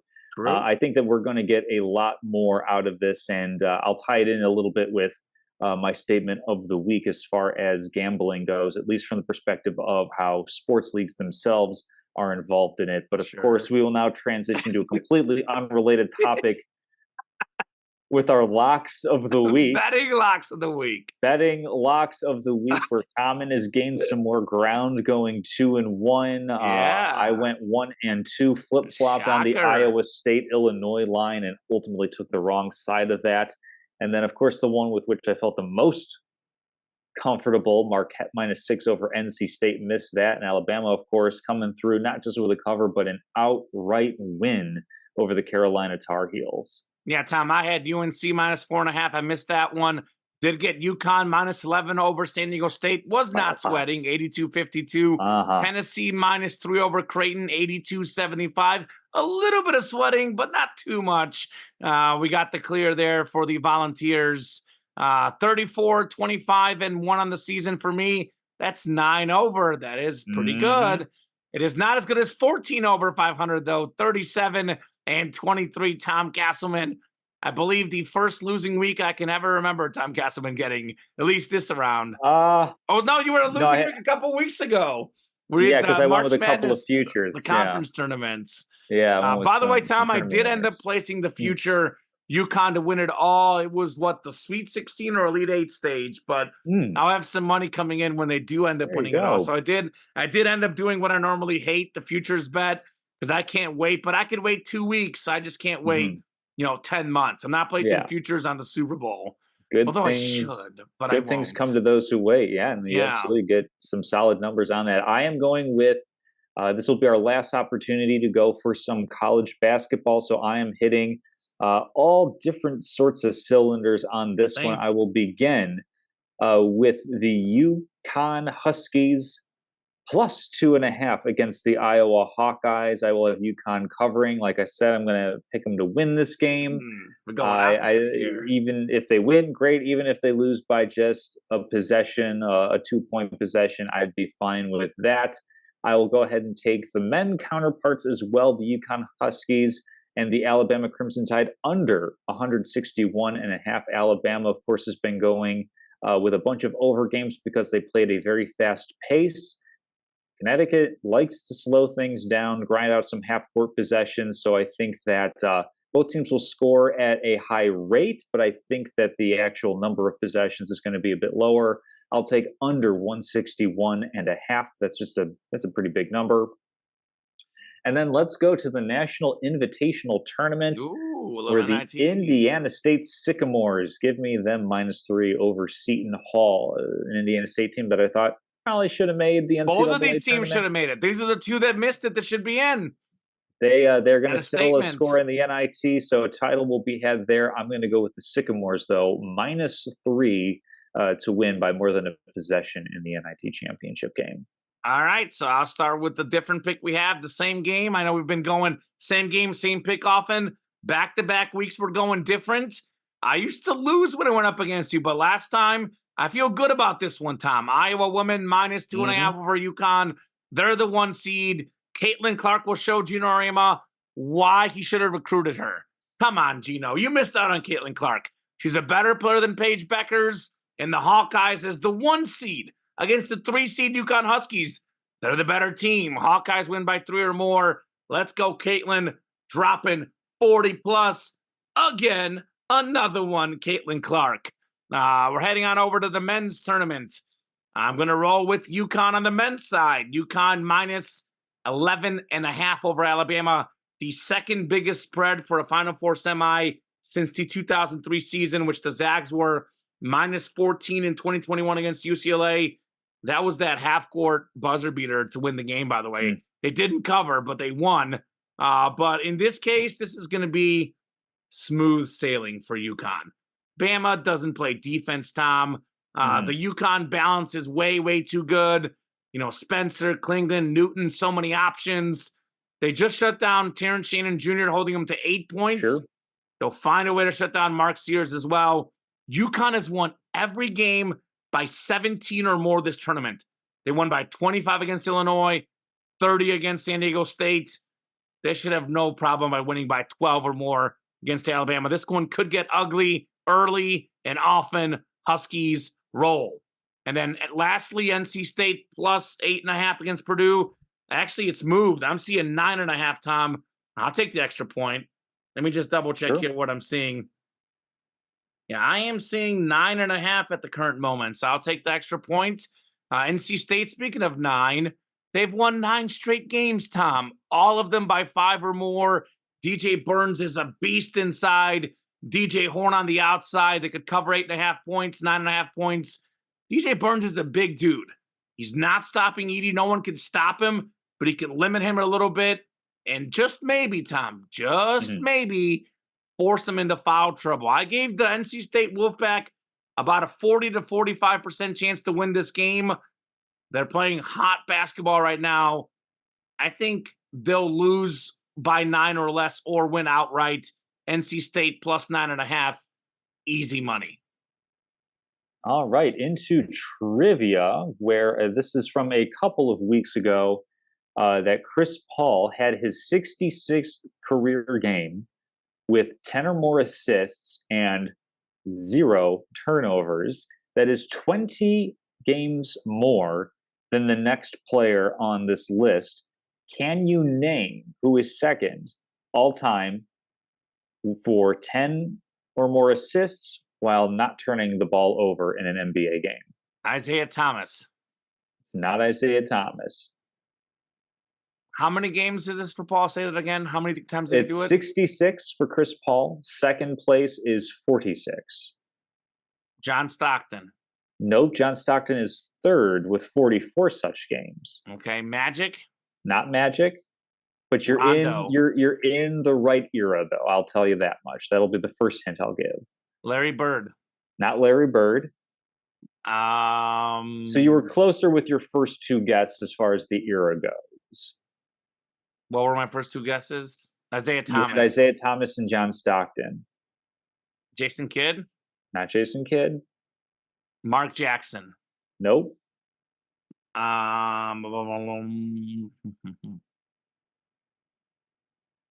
we're talking 80s, 90s basketball. Yep. And just barely touching the aughts as well. Just barely with his career. Barely touching the what? The 2000s. Oh, the early aughts. Yeah. But like just barely. So focus mostly on the 90s. Yeah. So it's not Stockton. It's not Magic. It's not Jason Kidd. Mm-mm. Who the heck could it be? 90s. I believe he's not Mark Jackson. Mm-mm.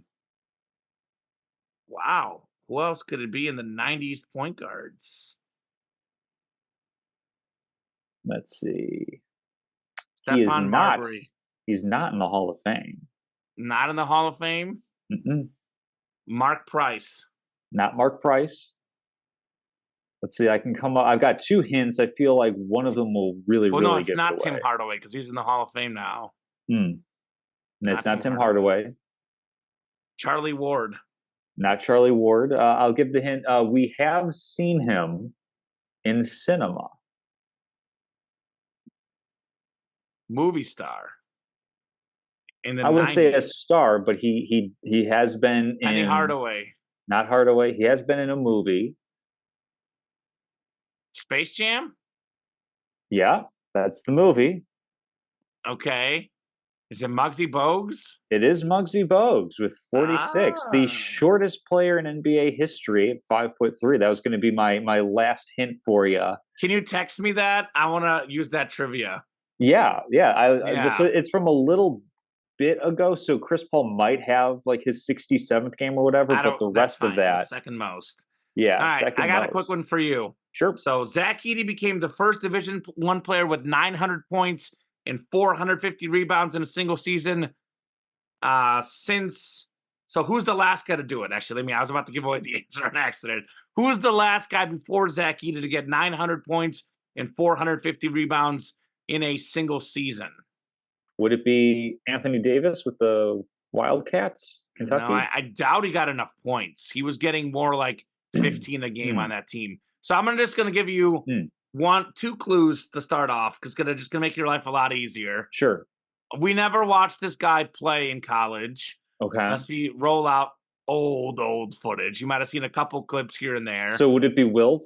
No, not Okay. quite that old, Okay. but it is a Hall of Famer and one of the all-time greats. Those are Hall your of two Famer. clues. Would it be Hakeem the Dream? Not Akeem Olajuwon, Patrick Ewing? not Patrick Ewing. When you say we didn't see him, you mean we didn't see him in college, but did we see him in the NBA? I don't think so, unless you were watching it very, very young as a kid, but So like not really. David Robinson, perhaps? No. Ralph Sampson? You're thinking too big. I'll put it that way. Thinking too big. Yes, it's not a center. Would it be Larry Bird? Larry Bird, 1979 or 1978 and 79. Wow. Yeah. All right. That's a Yeah, good there piece you of go. trivia too. Yeah, I'll text you that one. Yeah. And then like, yeah, really quickly getting just for statement of the week for me, touching back on the gambling thing Mhm. with Otani. Like this is the kind of the tip of the iceberg again for leagues that have really endorsed and accepted the gambling money. It was one of those things where you want to have the average bettor, you and me, wagering on games via FanDuel, DraftKings, whatever. That's one thing. But when we have leagues now promoting betting content, when we have the Yankees Twitter account saying, "Hey, this pitcher just struck out their sixth batter in the third inning," well over the 5.5K prop for plus money too. Right now, sports is at a point where the grab for cash, taking the money that gambling entities have put out for these different sport leagues, are putting themselves at risk of potential lawsuit, of class action lawsuits, and perhaps even federal government interference or oversight as well, simply from the standpoint of, like I said, gambling only works if everybody is under the assumption that it's a fair and level playing field. I mean, we've seen this happen where baseball lost trust, granted, way before we were born, but with the 1919 Chicago White Sox throwing a World Series, there's a reason why Pete Rose is banned from baseball. He will not be in the Hall of Fame. Why Tim Shame. Donaghy, the NBA referee, spent 15 months in prison for points shaving. This is still a very insipid aspect of our society that isn't top of mind for folks like you and me, again, who can use, if you choose, Which I do. a verified vetted gambling source. Sure. But the whole thing is like, sure, athletes can gamble, but I think that the access to the money that they have is far greater than what we have, and it really opens themselves up for some predatory stuff, which can, on the flip side of things, Should we lead make a to sports book for athletes separate? uh That's a good invention. maybe Maybe I should try that, Tom. I can become you rich by making could that invention. there's no problem with athletes using your run of the mill gambling apps that already exist. What I'm talking about is the stuff to the level that rises to the level of, hey, you're going to have some arm soreness and you're going to go out early in this game. Like I there mean, Phil is still. Mickelson and Charles Barkley, even Michael Jordan are Mhm. known athletes that have lost a lot of money gambling. Yeah, but I'm saying like at that point in time, that's different.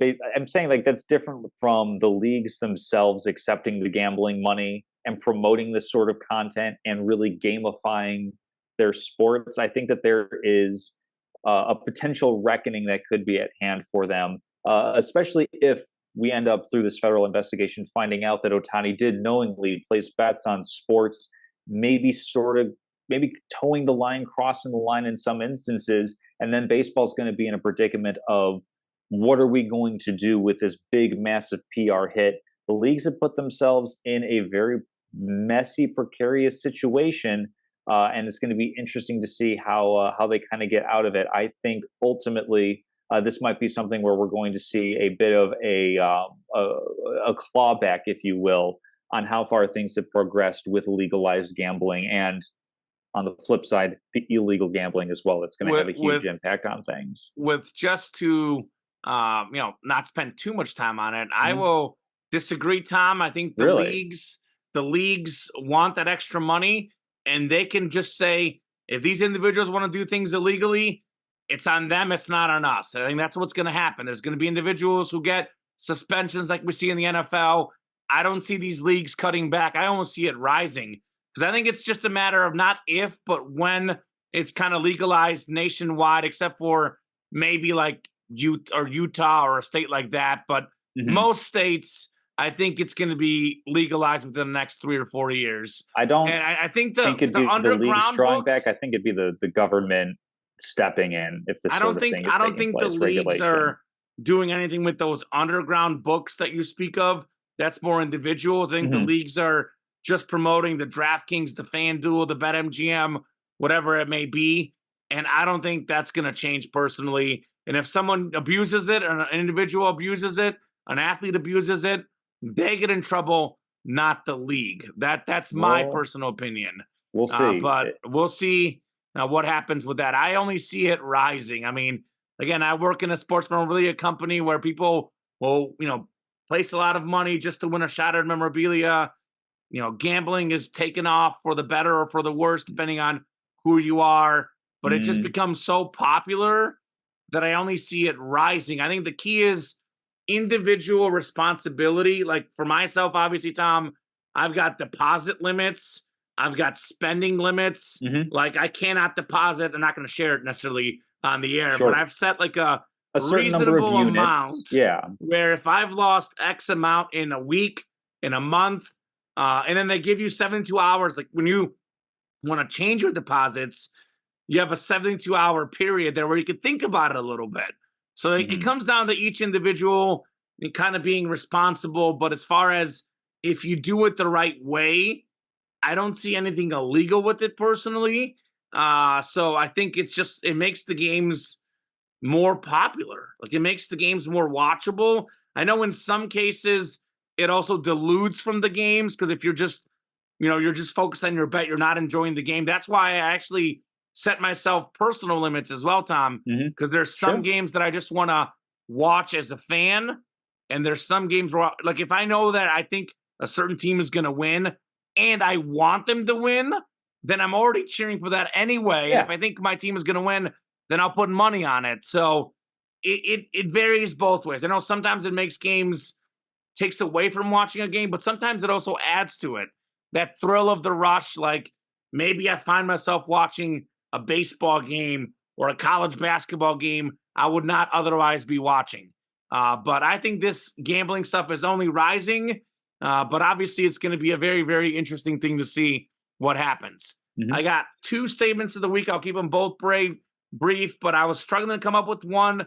Then I did come up with one, and then I thought of a second one, and I've kind of already alluded to both. So I'll quickly touch on both of these statements of the week.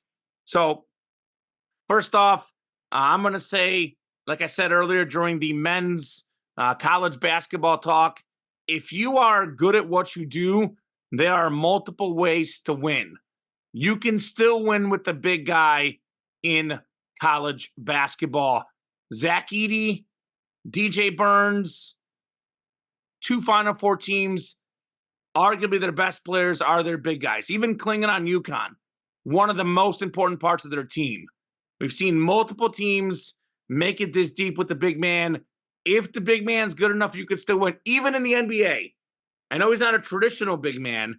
Nikola Jokic does make some threes, does get a lot of assists, but where does he get most of his buckets? Down low in the paint. That's the best place for him. He does make jumpers. Can he make them? He can. Is he well-rounded? Yes, he is. But when you think of Nikola Jokic scoring the ball, I don't think of him as draining threes. I think of him as pounding down low. LeBron and Davis won a championship pounding down low a couple years ago. So, yes, analytics can give you a better chance to win. Analytics can work. But if you have an individual who's really good at something, sometimes the analytics Mhm. are not the answer. They're just like a guide. There are things that give you better odds, but they do not guarantee anything. and there's no absolutes in sports, which is like in some ways in baseball especially, but even football and basketball as well. Analytics have made the games better and they've made them worse. And I look at those, like, who are the people that really win? The guys that can factor in analytics, but not necessarily live by them. I think there's some coaches and some teams that live by analytics, and that is a very, very dangerous line you toe. Like the Houston Rockets a few years ago, they lived by analytics. You only shoot the outside three, and you only get the layups down low. In theory, Tom, that makes more sense. That's something you should do more often. But when you miss 15 straight threes, you got to be able to go different. That's why they lost Game 7 of the Warriors in the Western Conference Finals, when they probably would have won the championships had they found a way to have a plan B sometimes. And then my second statement is, if you build it, they will come.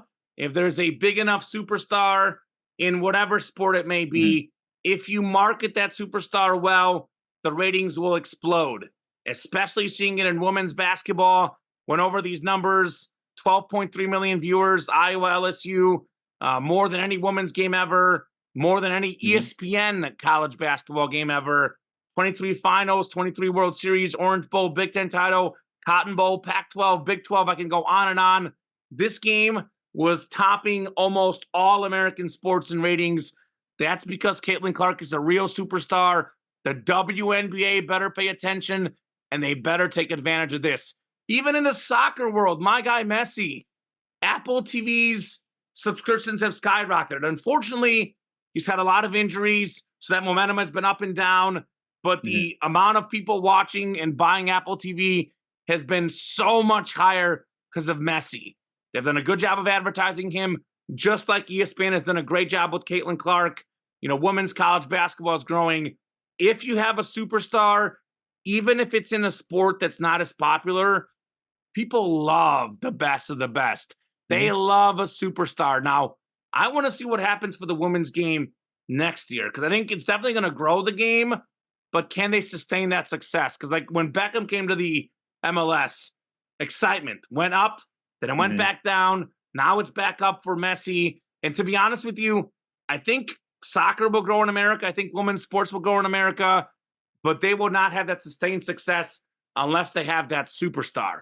When they have the superstar, it's on their respective leagues to advertise that superstar. And that is where baseball has kind of failed with the whole Ohtani situation, because, and hopefully now with this betting stuff, they don't fail for another reason. But I feel like baseball could be building him up even more.